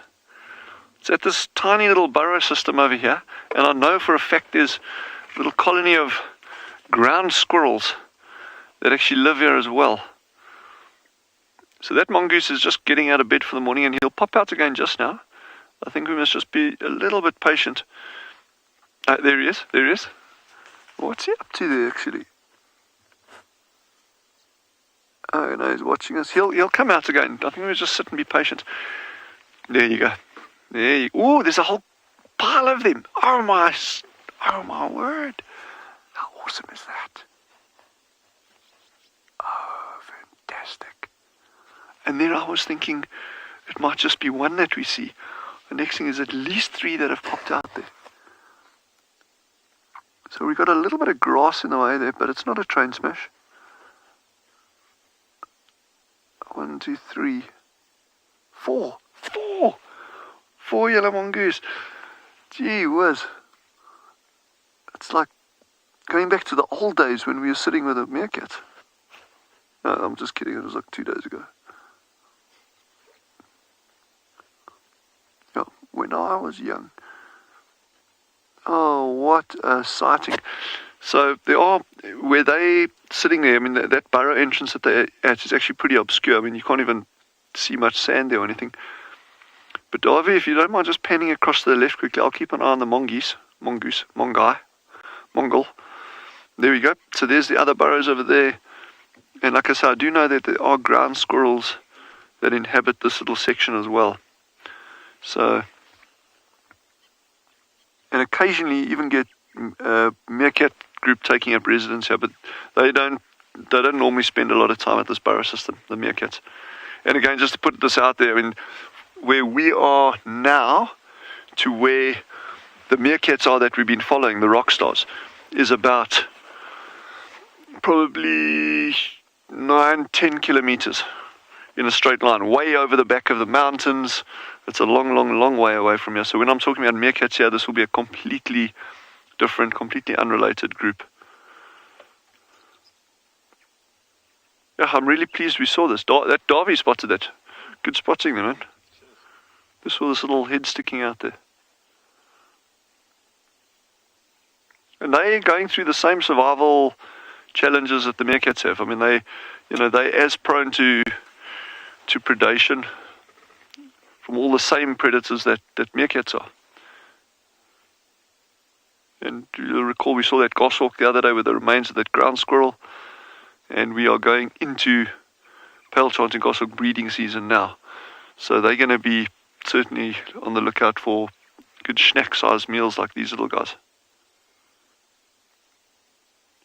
I'm very excited about the birds starting, that dove that we saw. Okay, the shelducks don't count because they are very specific on their requirements and their timing there for the nesting. So we know they can nest at this time of year. But all these other birds, I'm really excited for us to start looking for some other species that are starting to nest here. It's quite difficult actually. In fact, it's a lot more difficult than one thinks. You know, because I don't just want to come up and say, okay, here's a nest. I actually want to try and find birds in the process of building the nest, so collecting material, moving up, and that's when you just gotta observe and watch it. Okay, that bird's been flying up and down there, it's got a piece of grass or whatever, and you build the whole thing around it. But we'll keep our eyes open for that.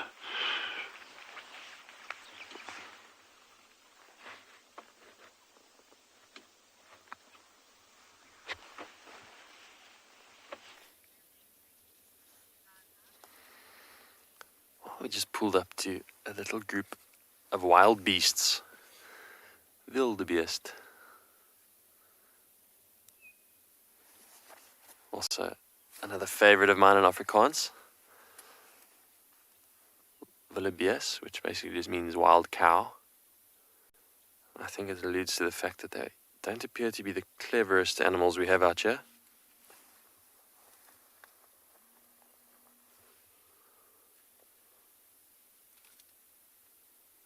They do sometimes act like a wild cow.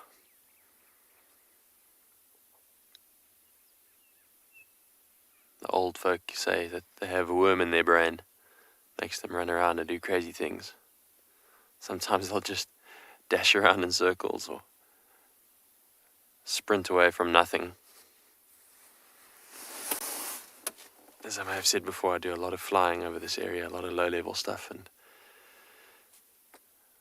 wildebeest always seem to be the animal that react very strangely. Most animals will just stand there and listen to the hum of the plane as it comes over, but wildebeest will dash in all sorts of directions. but still a lovely animal, an important food source for predators, and charming in their own way.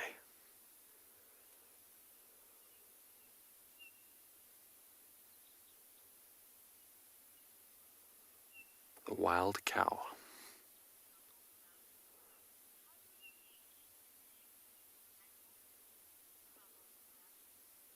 Bubble Rum, you've asked, how do we gauge intellect in animals? Now, I'm sure scientists have their own way of different methods and tests and observations they can perform. But out here in the bush, I suppose it's just kind of a gut feel on what you witness. Like I say, the wildebeest, sometimes they seem really silly and dumb because they, like I say, will just dash away or dash around for nothing when there's clearly nothing out there to cause any harm. But then you compare that to a leopard that'll sit patiently and almost plan a hunt. But I don't know. I don't think I can rightfully judge intellect out here at all. Every animal's got its own way of doing things and its own instincts and its own purpose. So perhaps what I think is crazy behavior is actually smart behavior, and I wouldn't know the difference.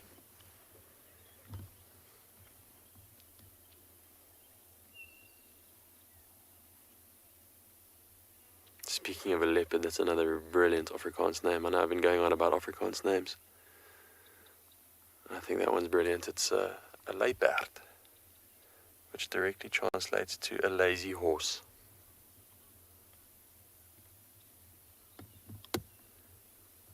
Not to be mistaken with a Leopard, which is a cheetah, and that directly translates to a hunting lazy horse.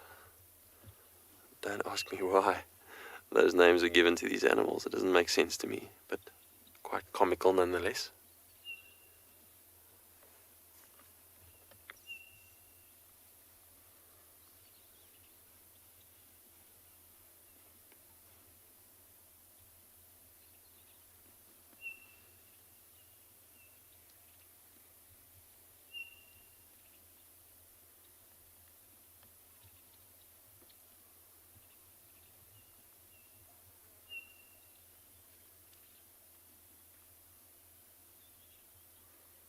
Wildebeest are also known for their exceptional endurance.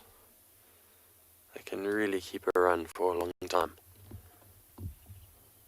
And when it turns side on again, you can have a look at that large thorax, that high shoulder, indicating a high lung capacity.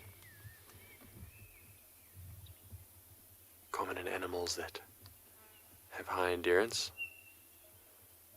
The sloping from the shoulders to the rump, similar to a hyena actually, which also is known to be able to run for many, many miles.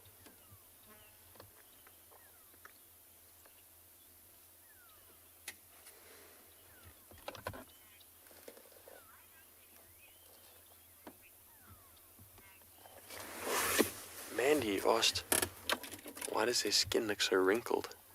It's actually a difference in coloration. I'm going to go a little bit forward, Mandy, and then we can have another look at them. In the sunlight, that difference in coloration between the grey and the black gives them that wrinkly appearance. Let's ooze a bit forward and then we can have a look.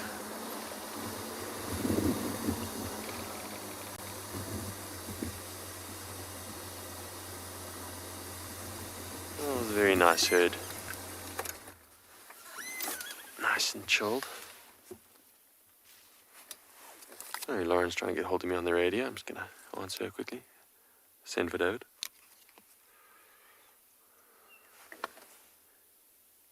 Mandy, perhaps that assists in there. Copy. Perhaps it's also assists in camouflage. So those wrinkles, or what appear to be wrinkles, they actually, you could say stripes, assist in breaking up the animal. So in the bush it'll kind of blend into the trees and the woodlands that it's standing in, and not be a solid blotch, perhaps making it a little bit more camouflaged in the bush. That's the theory, at least, difficult to prove.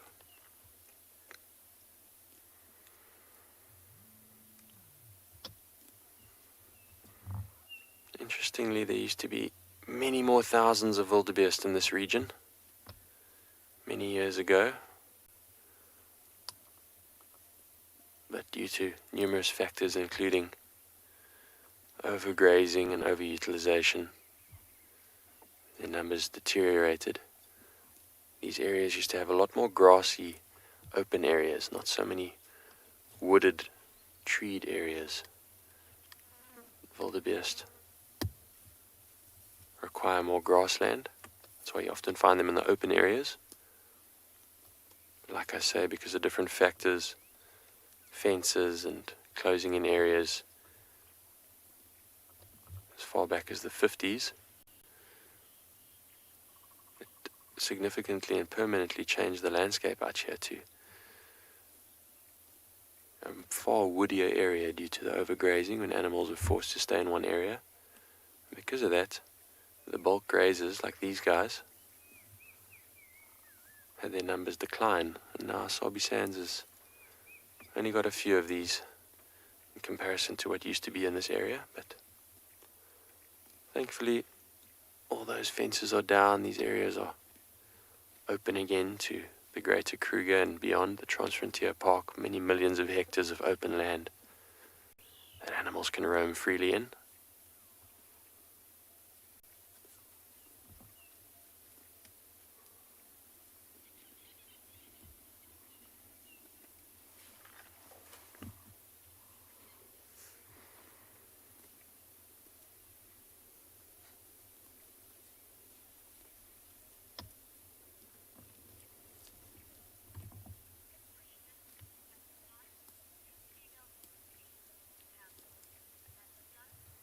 Butterfly, you've asked, do female wildebeest have horns? They certainly do. Many of these are female.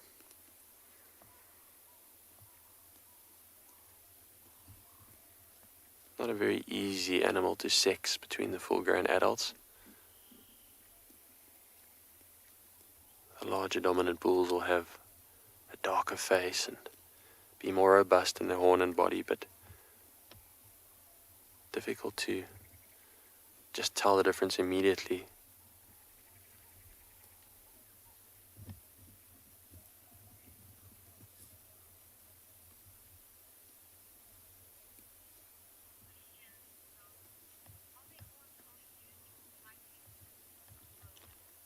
Rose, you've asked, are their horns always used for fighting?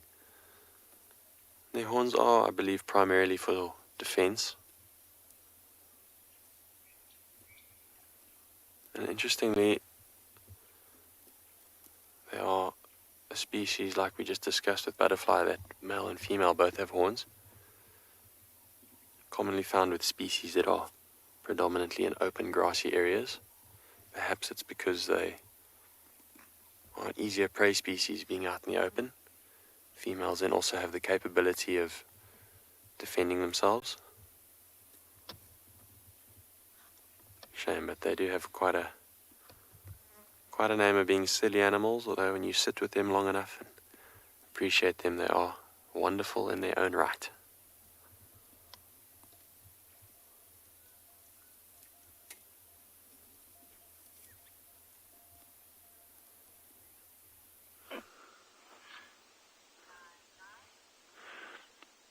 So David and I are just doing this little stakeout and hoping that we get these yellow mongoose coming out again.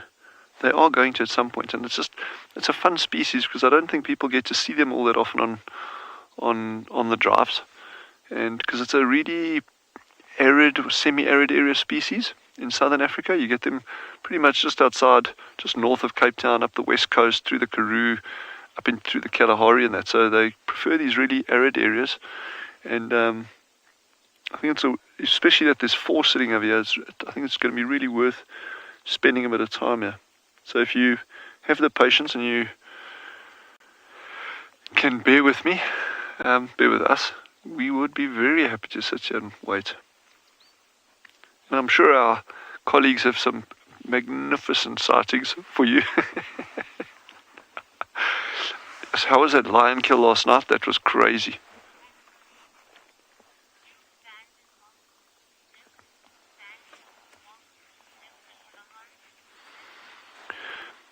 Anna Maria has asked, do banded mongoose live in the Kalahari?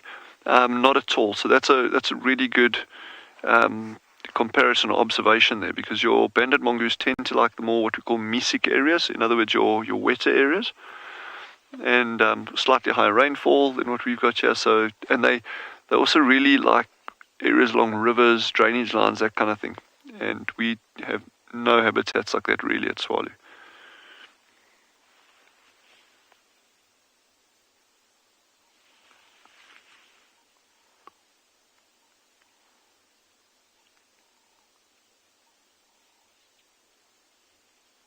So we're just going to be nice and patient here. There's absolutely no rush. I think that's often the danger, the temptation is like try to race around looking for things instead of just sitting quietly, keeping your mouth closed, and actually just like watching and listening.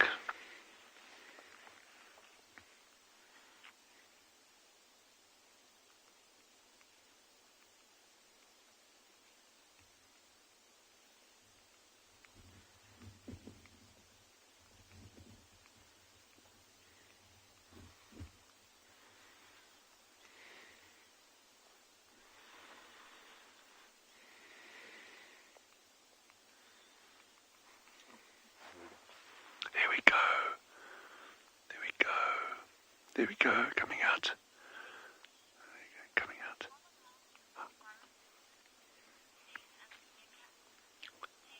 JP has asked, are the mongoose burrow systems the same as the meerkats? Absolutely. Yeah, there won't be any difference. You know, they're often tunneled initially by ground squirrels, and then they just kind of get taken over by mongoose, meerkats, that kind of stuff. So absolutely. But look how cute those are. Oh my word. Ooh, this just makes me want to spend time habituating these little guys, eh?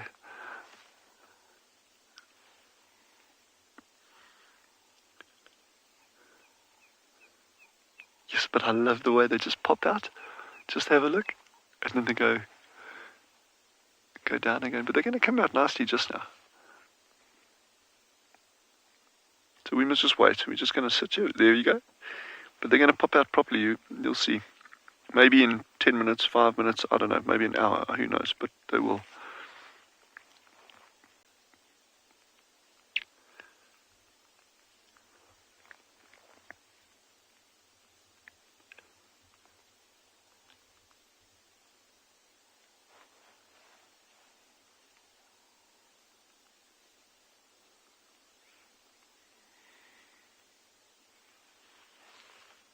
Yes, those heads are adorable with those tiny little ears, eh?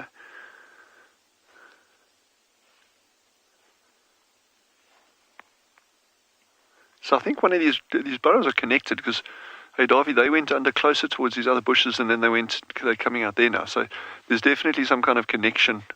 They have a connection.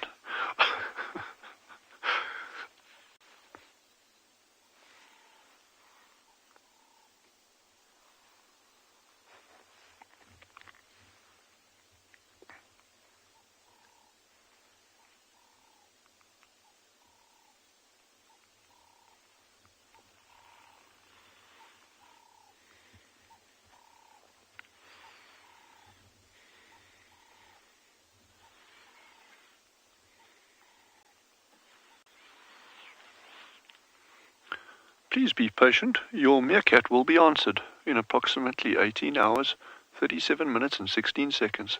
Please hold the line. We are here for you. Your call is important to us.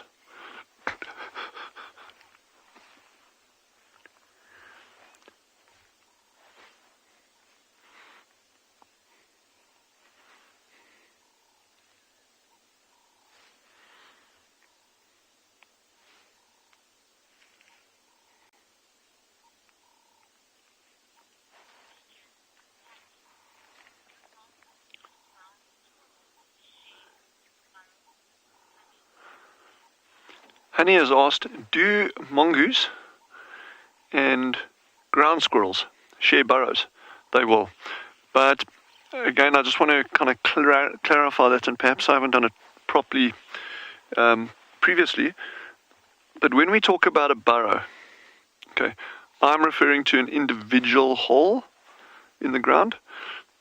And it's you do get individual holes, there's no question, but normally you'll get a burrow system.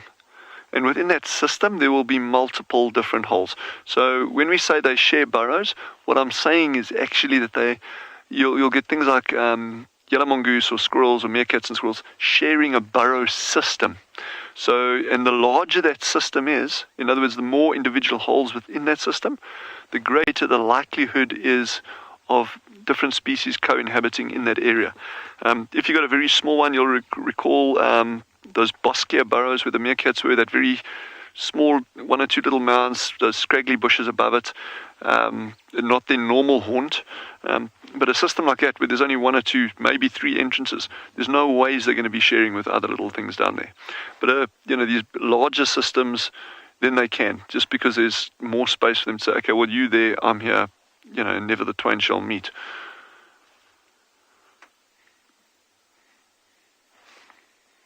So I love doing these like little sit-outs, eh? David, it's like just sit in one spot, don't chase around the bush. I think we actually miss so much by trying to always be somewhere. I think it's like a feature of the human race. If you're not like physically moving and doing something, you're not accomplishing anything. And that's absolute rubbish. Eh?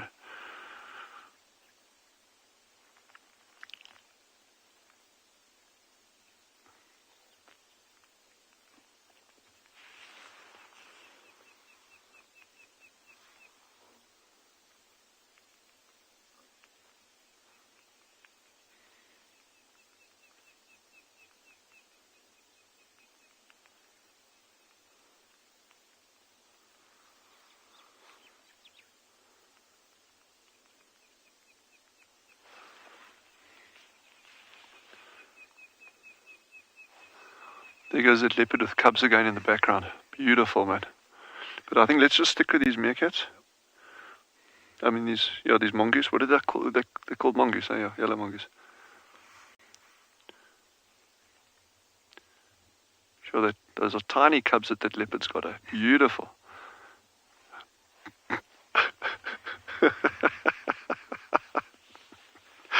I'm just kidding, everyone. And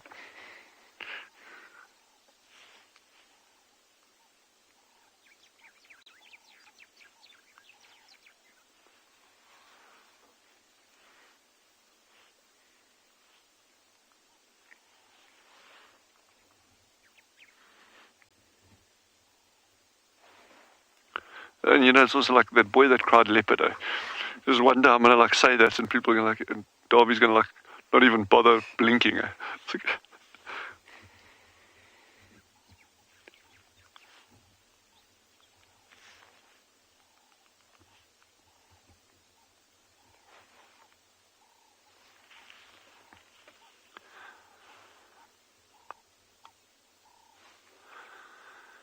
what a day. Man, oh man. And I just love the fact as well. I know this is like such a simple thing, but I love the fact that we hear, and like 7 seconds after we're saying it, and after that meerkat pops out, and after the lions have done something, that you're watching it.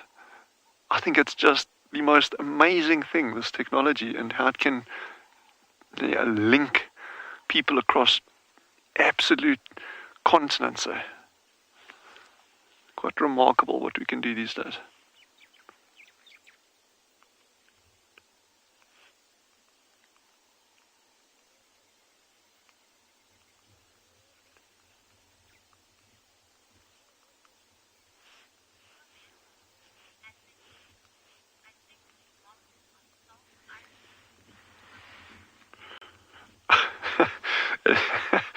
Anthony says he thinks these mongoose are self-isolating in that burrow. Yeah, that's pretty much what they're doing.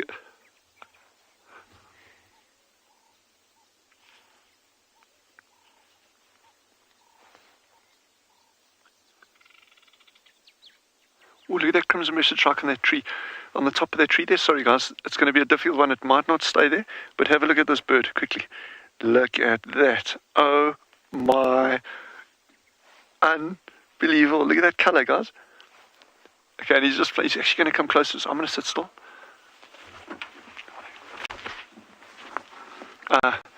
No, he's actually flown far away.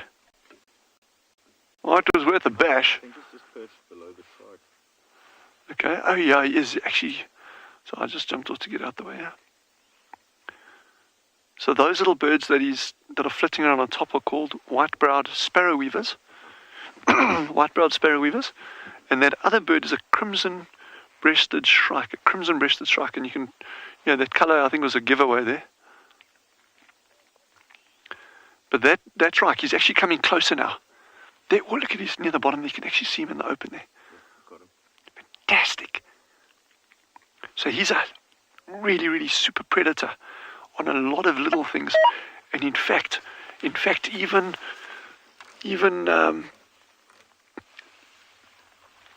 at that color. Look at that color. Oh my goodness.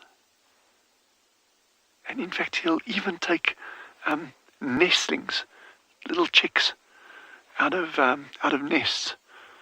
So it'll often kind of elicit a very, very fast response from other birds. So there he's flying across it now. Hey, how awesome was that? Quick, head over to the lions.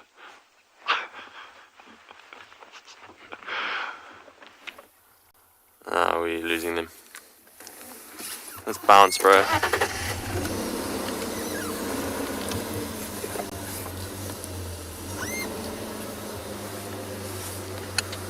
Well, we just tried to get one more look at those lions because they did cross back out into the road and appeared like they might come this way, but their romance is taking them deeper into the bush in a place that we're not allowed to go.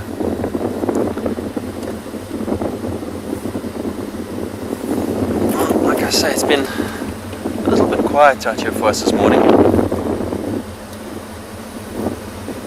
Generally always having exceptional mornings. This morning is a little bit more uneventful, but it's okay. It happens in the bush. And I've actually been spoiled out here in Djuma. Every time I've been here, it's just been pumping. That's what we say in the bush. When it's just so busy, the bush is just alive. Sometimes you can have your quiet mornings, which is okay. Roses appreciate all the small things.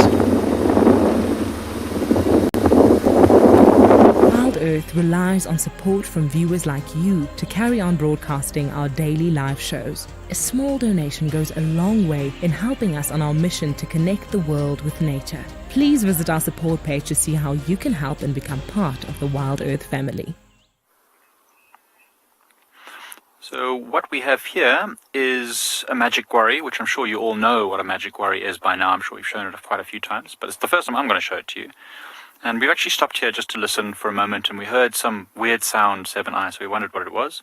We stopped and talked about it, and we're just going to wait and see if it calls again. But in the meantime, this magic guarri is amazing, because I don't know if Seb's got it in the picture, but there's tiny little flower buds that are about to start opening. Well, they'll be developing for a while, but once they open, these small little flowers will turn into fruits, which are actually really tasty. I think they're really tasty. If you read the books, it says they're not pleasant, but I think they're very tart and citrusy, and it's quite refreshing when you eat them.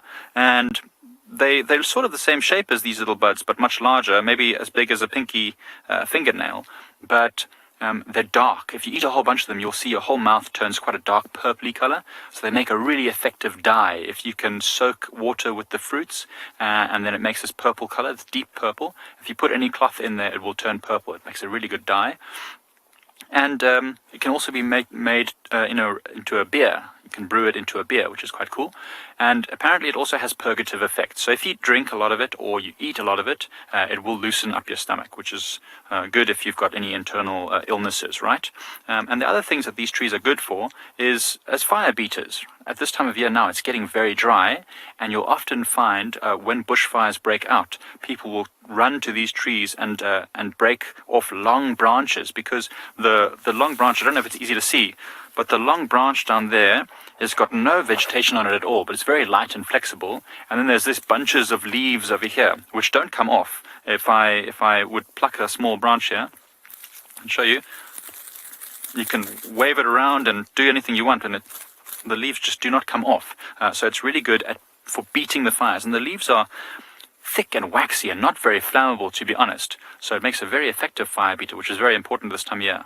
And trails guides will often use this because if you're walking through the grass like this, they'll often get small ticks and parasites.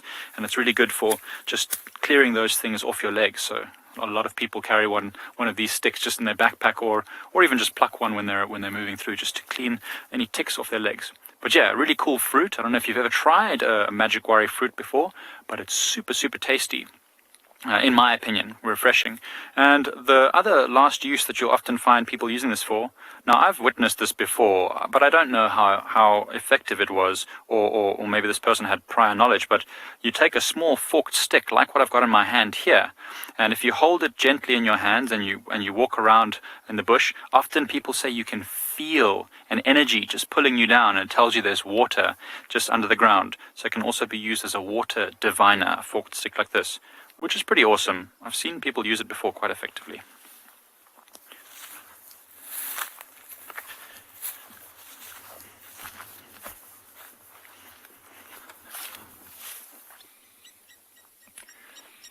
How incredible is this? We're venturing down towards this waterhole, and as we came down, almost there was this elephant bull that came down into the road in front of us, and we followed him all the way down to this water where he just came down to drink. Now, it is a male, and how we know that is, of course, there's quite a few features that we can see from him, but just the fact that he's all by himself and there's no other elephants around is quite a big indication, because often with the females, they are with herd. But just notice how he's sucking up some water with that trunk, putting it into his mouth and blowing it into his mouth. You'll even notice in front of him, do you see how the ripples on the water? So there's a slight breeze that's starting to pick up.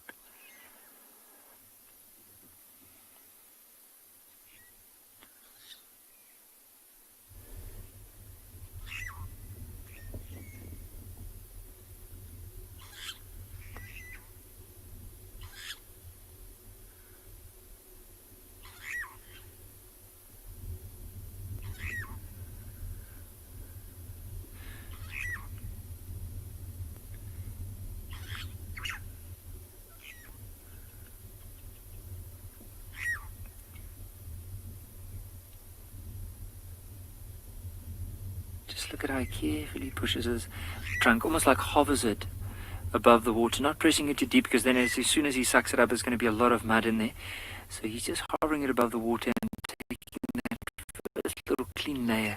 And it might move around, because sometimes as he's like, of course, drinking that area,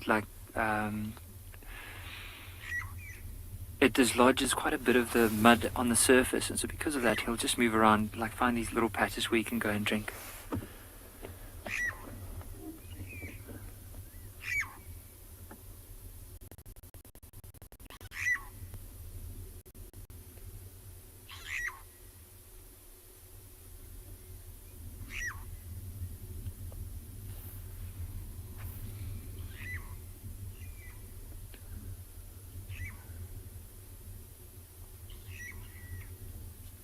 You might just hear in the background there's a few birds calling. The one that's particularly calling now is called the bird calling. Now right in front of the elephant, those are the birds that are flying up. They are the ones that are making that noise.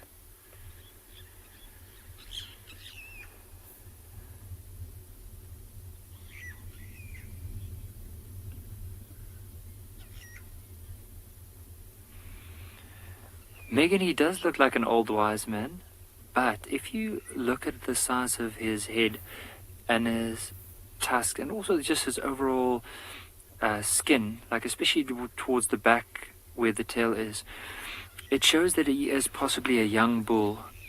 He's pretty tall. I mean, he's a tall individual, but just based on those few features around the face as well, tears in the ears, we estimate that he probably won't be older than 30 years. And if that much, probably around the 30th mark, but not quite an old bull. So normally the bulls that are around about 45 to 50 years, the tusk, especially, or the between that are normally quite broad. The skin looks like it's a lot more saggy, and the head will look a lot bigger.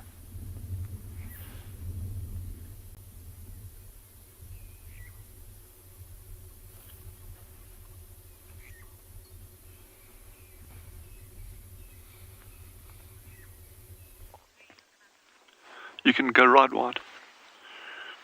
We just still waiting at these burrows, not going anywhere. The meerkats have been out once or twice, but we are going to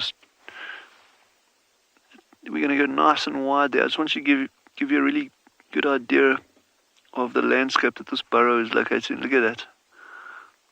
There. How stunningly beautiful is that?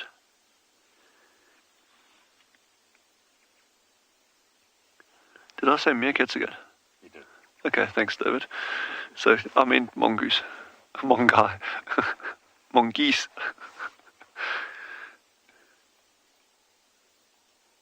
But like I say, we're just going to be patient. We're not going to go anywhere. And like I said, this is a completely new area that we've been driving in this afternoon. And you can just see how gorgeous it is. So one of the challenges that we face here with our drives that David and I have got is that because of these mountains, these signals work on line of sight. So with these mountains, you can really, they just can create barriers. They do create barriers to getting our signal out to you. So we just kind of like ferreting around a little bit and pushing the boundaries and just seeing where these limits of the signal are. That's one reason why we're out in this area. And probably the most important reason, it's just stunningly beautiful, and I want to share this with everyone.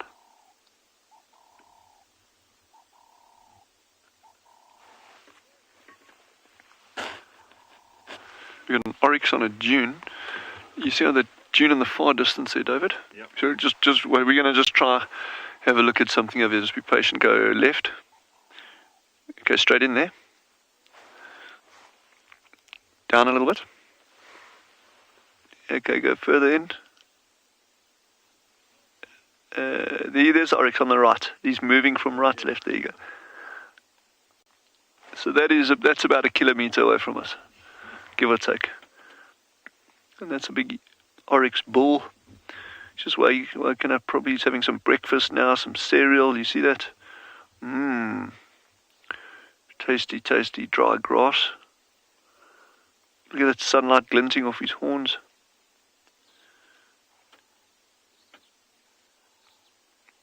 So now we're just sitting still on one side, and I'd be willing to bet if we were to sit with binoculars and start looking really, really, really carefully, we'd start picking up a whole lot of other things. And it's actually just a really good exercise for anyone, even if you are sitting on a balcony somewhere in Europe, or you're on a golf course somewhere, or wherever you are.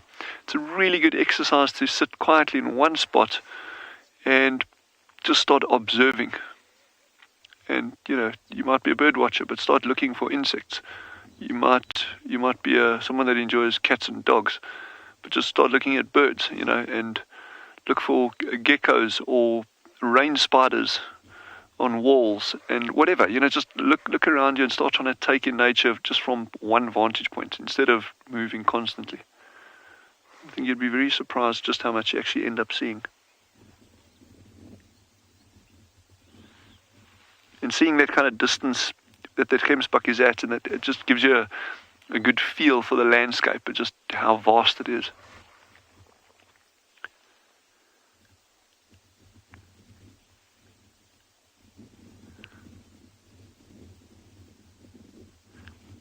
When he walks, that sand kicking up around his hooves.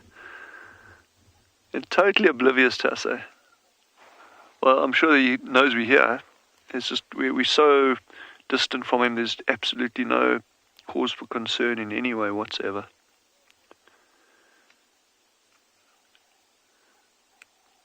It's sand kicking off his feet.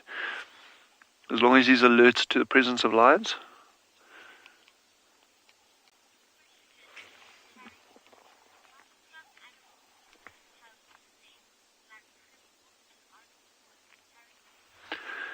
Harry's asked a fun question then. It's like kind of like boils down to the etymology of these things. It's like saying, well, why do some animals have two names? In fact, most things have two names.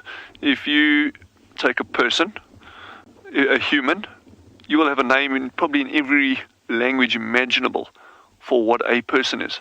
So there's just one example. So everything it's just different languages, that's all. So it's when we refer to a gemsbok, that is typically, it's actually the correct term is a gemsbok, B-O-K. It's been corrupted to B-U-C-K, buck, because that's a kind of anglicized version of it. But the scientific name is actually Oryx gazella. So we use oryx as a as one common name for the animal, and then gemsbok, or gemsbok rather, is the other term. Now the word gemsbok is actually an Afrikaans word. That's the name for the species in Afrikaans, so which is one of the languages of South Africa. It's in many ways similar to Dutch. It has Dutch origins. But every species on the planet that's been named has probably got more than one name. So that's a good question. Interesting question.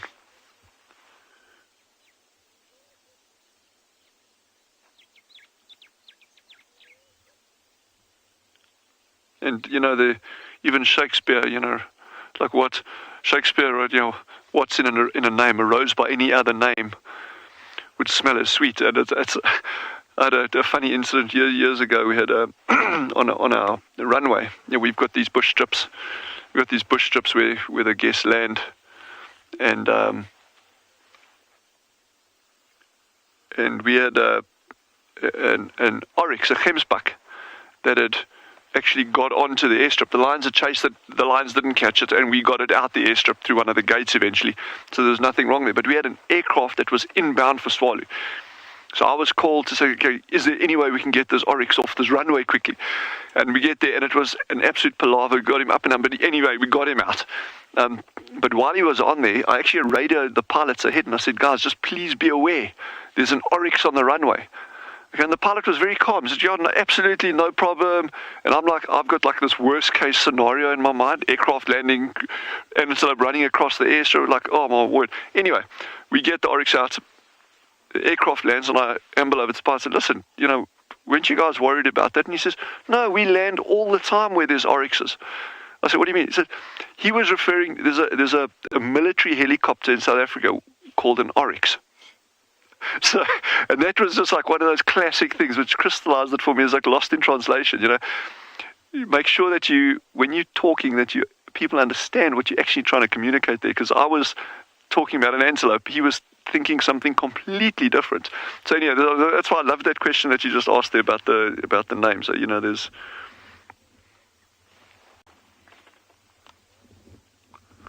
That was a tangent. And feel free to ask us about this landscape as well, the ecology or anything. If there is anything you want to know, don't be shy.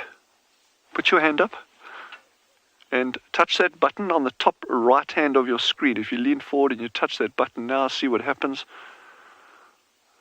There we go. Put your hand up if you did try that.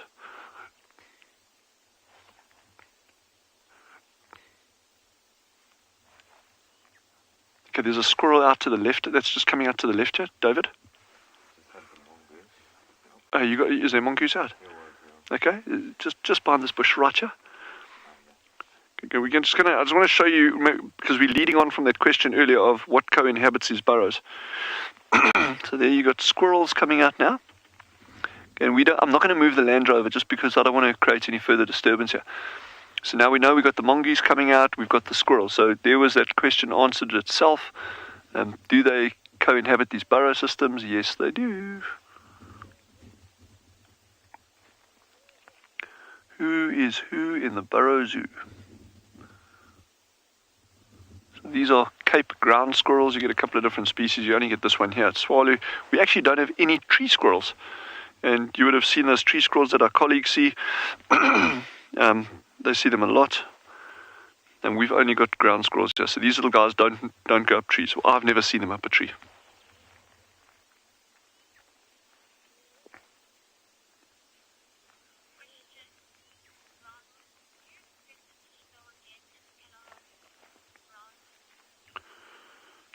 Bronwyn has asked, do we expect it to snow again in the Kalahari? I don't think this season. I think we are done and dusted for that. And, to put that in perspective, in 16 years at Tswalu, that was only the third snowfall. And I mean, when I'm saying snowfall, that's like, for you that are living in cooler climates, higher or lower latitudes to us, I think that would be an absolute stretch of the imagination to call that what we had here was a snowfall. But that was only the third time that I've experienced that in 16 years on Tswalu. So, I'm not going to hold my breath and wait for the next one. But, I'm sure there'll be more snowfalls, maybe in future with the next ice age, real ice age.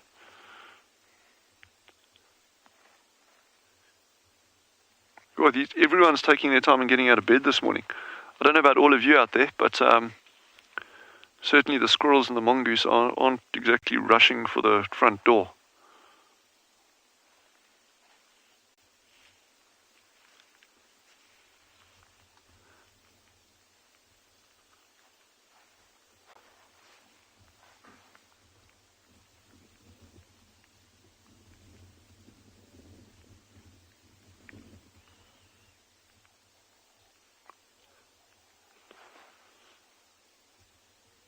Beautiful morning out here.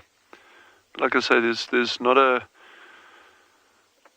massive amount of activity in terms of getting out of the burrows early.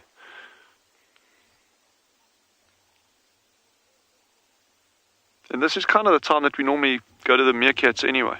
Actually, maybe a little bit later. So I think we can just stick here, and I'm sure we'll get another sighting of these mongoose as well.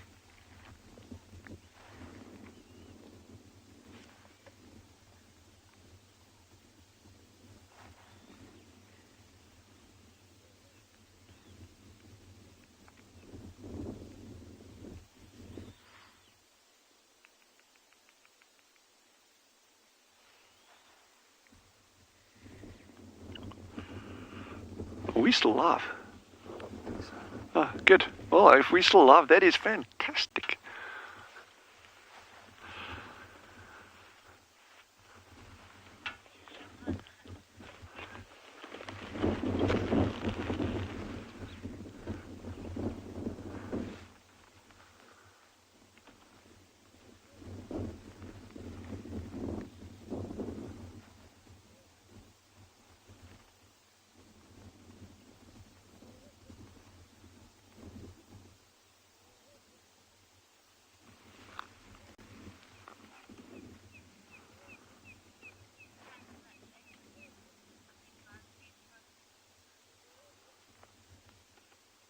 So the other thing, the cool thing about these burrow systems here that we've got in this particular area is their proximity to the mountains.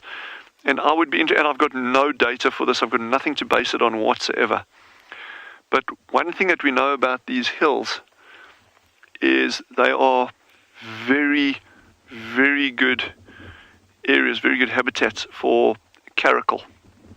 Some people call them a lynx. A lynx is more of a European thing, and you get a whole lot of different species as well. Some incredibly endangered, in fact, critically endangered, like Iberian lynx. But I'm talking about caracal here. That weird little thing I drew the other day. And I'd be interested to see if there's any kind of increase in predation on little mammals living around these burrow systems that are in such close proximity to these hills, as opposed to burrow systems that are further away from the mountains. That's just a thought.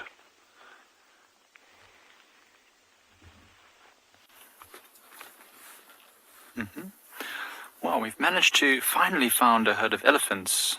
Finally find a herd of elephants here on Pride Lands. Strangely enough, it's taken us all the morning. Usually we see multiple herds every single day. These ones have been hiding from us. We've got two young elephants here. It looks like bulls maybe having a bit of a tussle. Here's another elephant going to join them, just to the right. Hello, young man. I think it's a male. Yes, it is.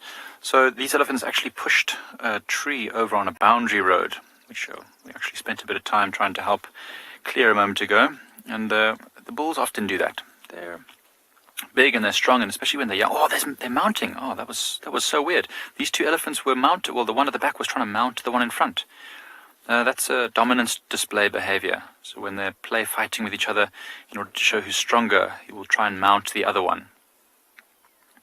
Young elephant bulls like this are often showing off their strength to each other in order to impress who is the strongest, and then, in the future practice their fighting skills so that they can dominate and become a big male who can get lots of mating opportunities. You can see they're fairly well hidden behind these sticks and stuff, but you can see and you can hear the cracking of the branches as they push with their very powerful bodies. These ones not too big, but probably weighing more than 2 tons. 2,000 kilograms. What is that in pounds? Must be over 4,000 pounds. That's pretty mad.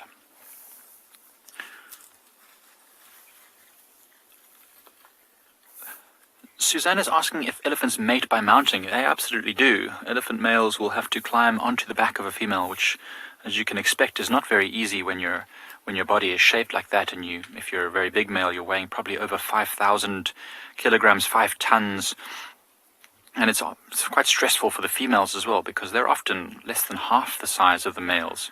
So it's quite a stressful thing. That's actually why young male elephants get pushed out of the herds by the mothers, the matriarchs, because they're so big, twice the size of the females, and they start becoming sexually mature, or at least sexually active or interested, and the females also reach sexual maturity, and the males will start trying to mount them, even though they're not ready yet, really, and their size, and they don't know what they're doing, they could end up actually hurting the females. So the mothers end up chasing them off. So Suzanne, yes, they absolutely do. You often find elephants mounting in water, and that's probably just a way of practicing the mount, so that they don't end up injuring themselves or others when they do it.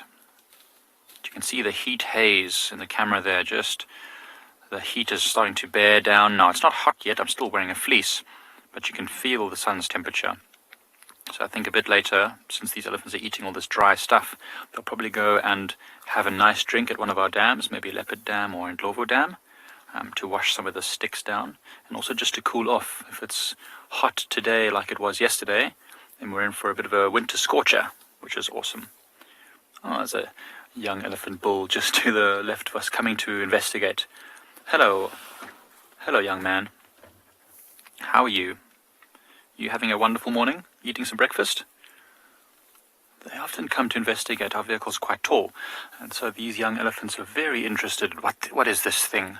Because, of course, our vehicle is a slightly different shape to a normal game viewer, so they often think that this is an interesting thing to play with. We have to warn them every now and again, just by speaking to them softly, just to let them know, hey, we are here, and that's close enough.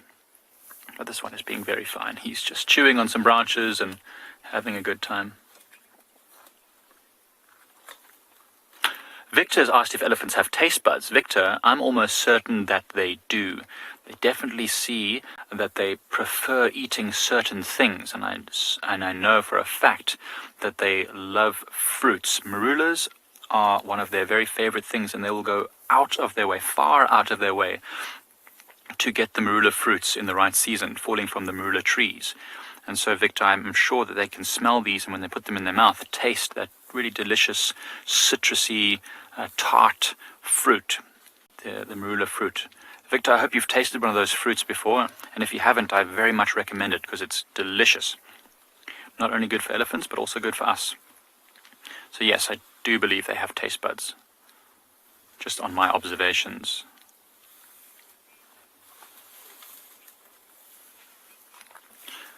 Real, you've asked if elephants know how big they are. I've seen many elephants use their size and weight to intimidate others. So definitely, I'm sure that they do know how big they are.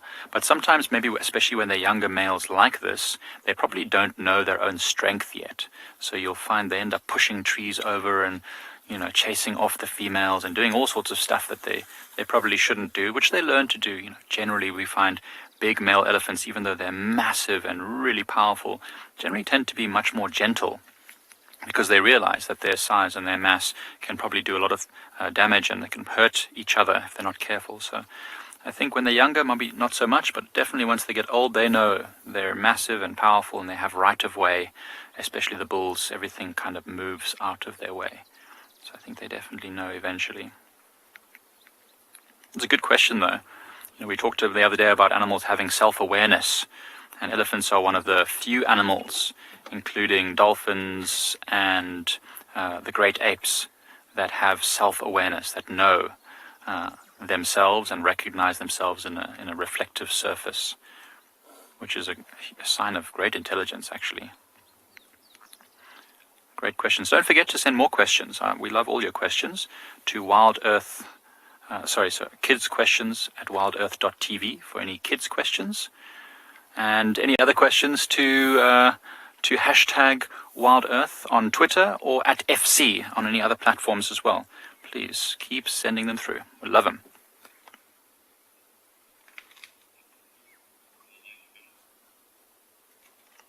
See this elephant just slowly walking away now, and the ears are starting to move a little bit more. It's getting warmer. They're starting to flap their ears to cool off their blood through those blood vessels all in the ears. This elephant's actually got quite tatty ears. Must have been through some pretty thick environments. I mean, Pride Lands is quite thick, as we've mentioned many times before. It's only been open to elephants for a few years now, maybe just 2 years. So the elephants moving through here, their ears sometimes get damaged by all these thorny branches, especially when they're pushing these trees over in order to get to the vegetation underneath them. Doesn't hurt them though, they can't really feel it. Ella, why do elephants walk backwards? That's a good question, Ella. I suppose for a lot of reasons. I mean, if they get frightened by something and they want to give it space to investigate it, they'll walk backwards. I don't think they do it just for the fun of it. You know, when they're pushing each other, they move. Remember, they haven't got great eyesight. If you ever try and put something very close to your face, and it's not like you can't focus on it properly, so you move back a little bit and then you can see it. So elephants probably the same. They don't have great vision, so if they want to look at something properly, they'll have to step back. And I know many times something small in the grass gives an elephant a fright, and they sort of step back to investigate. Yeah, interesting question.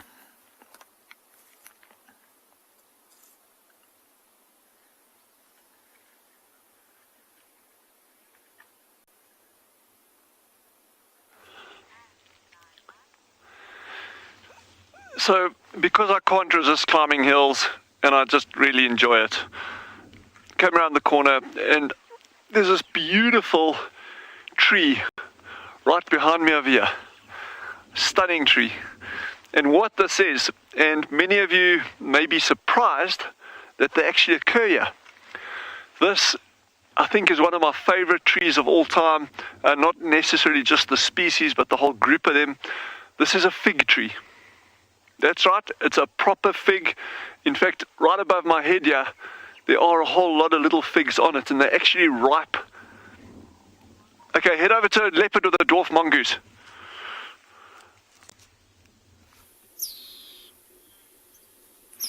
So we just came around this bit of one bend, and we found this young male leopard that just caught a baby, a dwarf mongoose.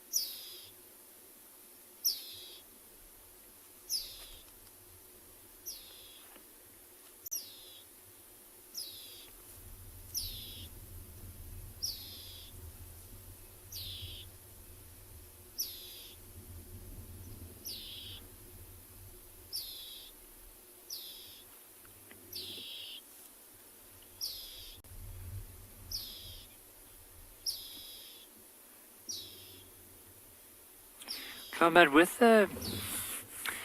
this particular leopard, we haven't really seen them catching a lot of dwarf mongoose, but if the opportunity presents itself, I mean, he's definitely going to take that opportunity. And as we mentioned, they're very opportunistic.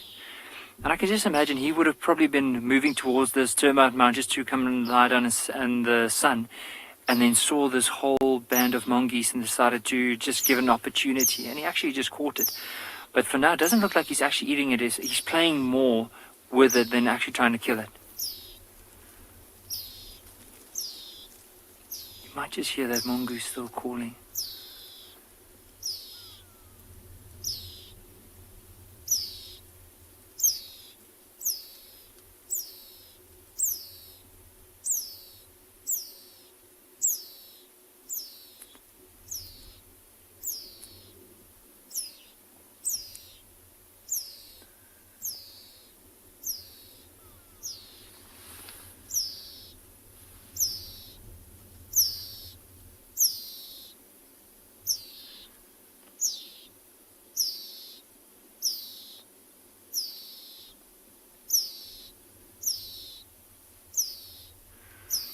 This leopard we're looking at is a different one from the one we saw this morning. This is the young male from that, remember the Shitsalala leap, so that Bushveld Gardenia area where the mother was born. So this is the young male from that group of leopards.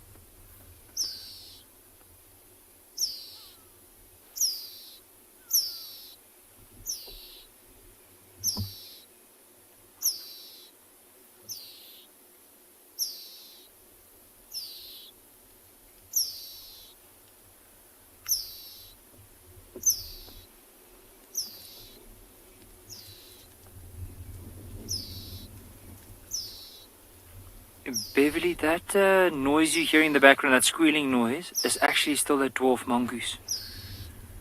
So this leopard hasn't killed it yet, and he's playing more with it now at the moment. But that noise we're hearing is that little dwarf mongoose in distress.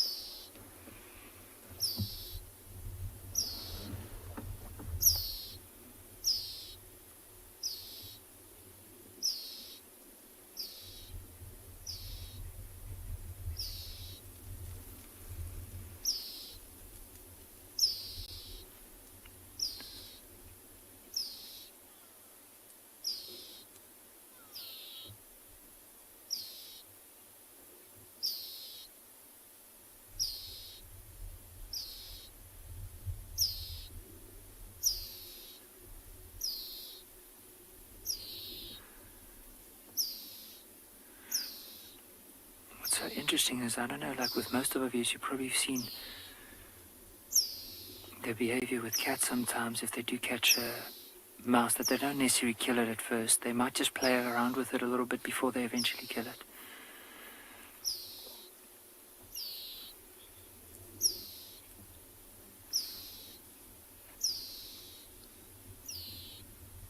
Beckles definitely. You'll see he'll play around with it for a little bit. I mean, this is not so necessary so much to learn how to kill. But I think it's also like that early part of the morning, just probably very playful. So he's also very curious. I mean, you can see he's biting it and then he's getting a reaction. He might just tap it with his paw, but very similar to almost the behavior that you find within the house cats.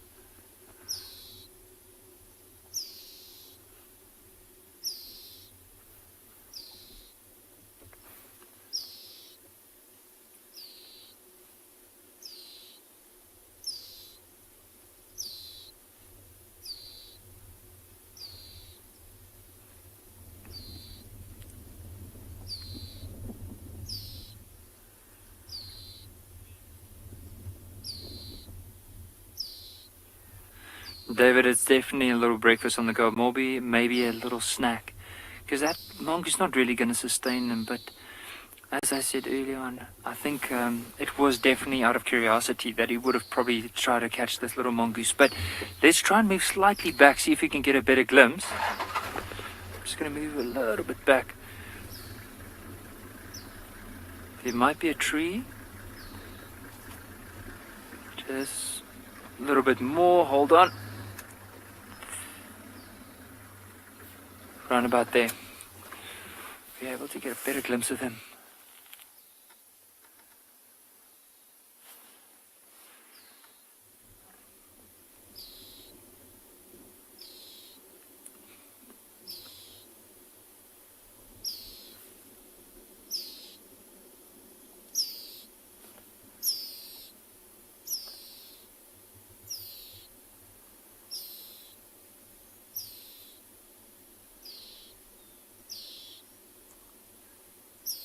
mean, there's not much to say here because the whole sighting is just basically talking for itself. You have this young male just catching that dwarf mongoose, and you can hear the mongoose still calling, and this male definitely doesn't want to kill it up quickly. So we'll just have to listen and see what happens.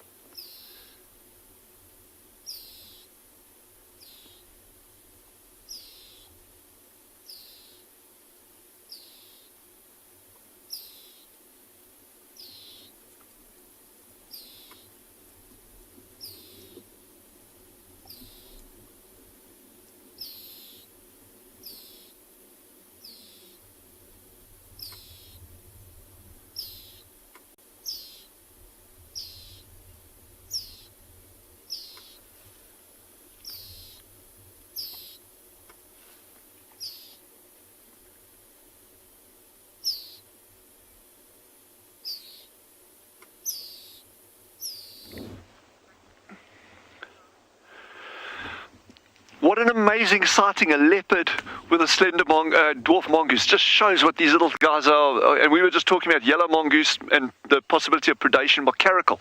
Brilliant. Anyway, so this is called a Namakwa rock fig. And what is so amazing is this entire tree is covered in fruit. And I will actually take a tiny little twig off and I'll bring it down to the vehicle a little bit later so you can see. And each one of these trees will fruit at different times of the year.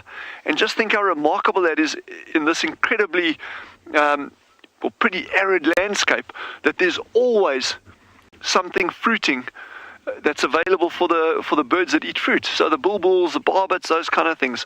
This is just beautiful. This is a very average size fig tree. We get ones here that are 2-3 times this size, especially the base. They get massive, and they are regarded as a rock splitter species. In other words, these roots will go down, and let me see if I can scramble down there without breaking my leg. And over here, this little root across over here, you can't see it so well from there, but there's a root that extends all the way down, and it's actually embedded down inside these rocks. And over time, it'll actually just start, you just using hydraulic pressure, just start pushing these rocks apart. These trees are one of my all-time favorite trees on the planet, just because of the sheer diversity of life that surrounds them.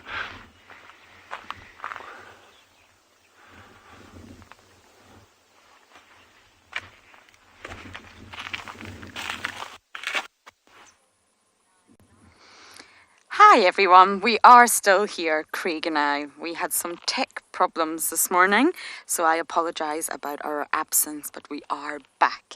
And because we don't have much time left, we thought we would come and visit the chameleon, who is actually on the move. We have an ambush predator on the move here, everyone. Yes. Oh. Slowly but surely.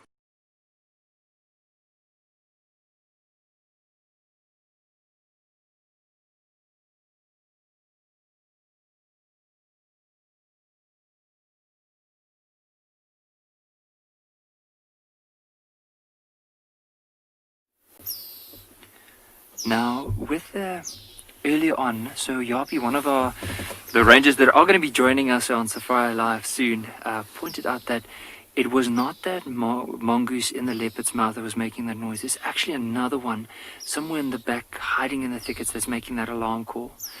So the one that leopard currently has is already dead, and that's like he's slowly starting to feed off of it now. But that noise you can hear in the back, so that's probably just one of them. As they were close and being dispersed, probably separated from the rest, and now just hiding away in that clump of grass so the leopard can't get it, and making that call just to warn the others that the leopard is in the area.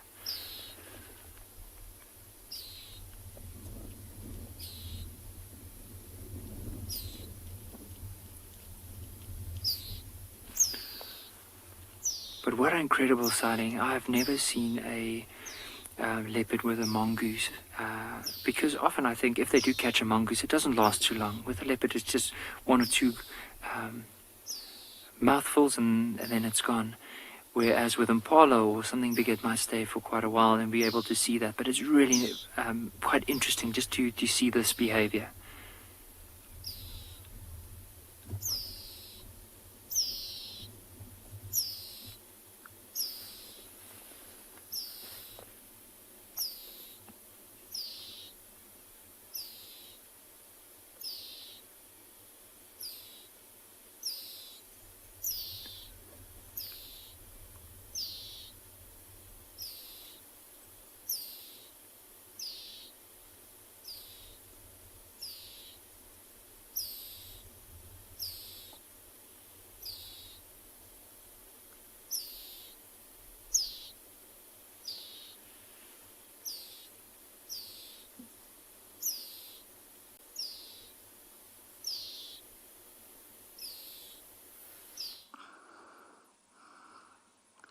Our chameleon has climbed up a little bit further, holding on. You see the way they use their sort of feet that are specially adapted for clinging. Changed colour already, trying to blend in. So as the day goes on and they warm up, there's all sorts of factors to take into consideration, and they'll change colour throughout the entire day. At night time, when it's cooling down, that's when they'll start to go very, very pale.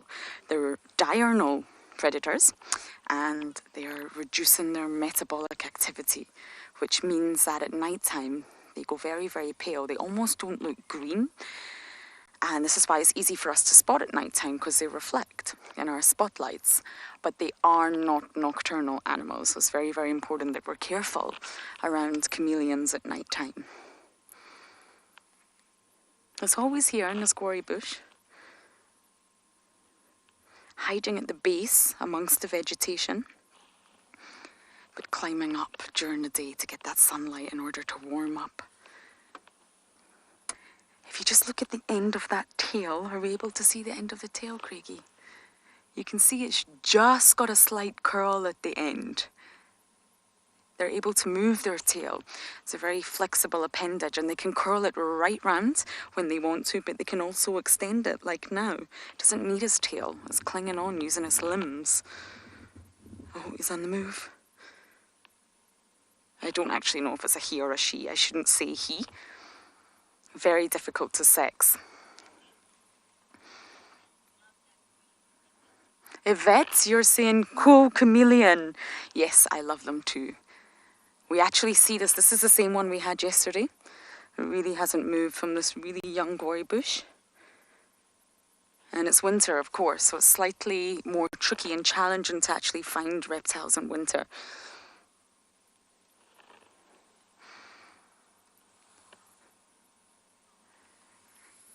Okay, so we're going to let this predator be and see what other animals we can find for the last few minutes.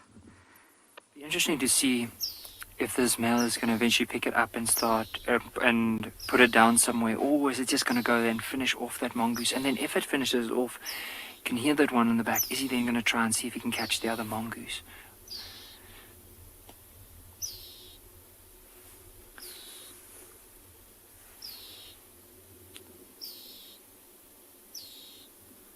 You can just see the way that he's sitting down. I can even hear a bit of crunching, so he's just now trying to probably just crunch through to that mongoose. And it probably won't take him long, maybe another minute or so, and or 2 minutes, and they'll probably have worked.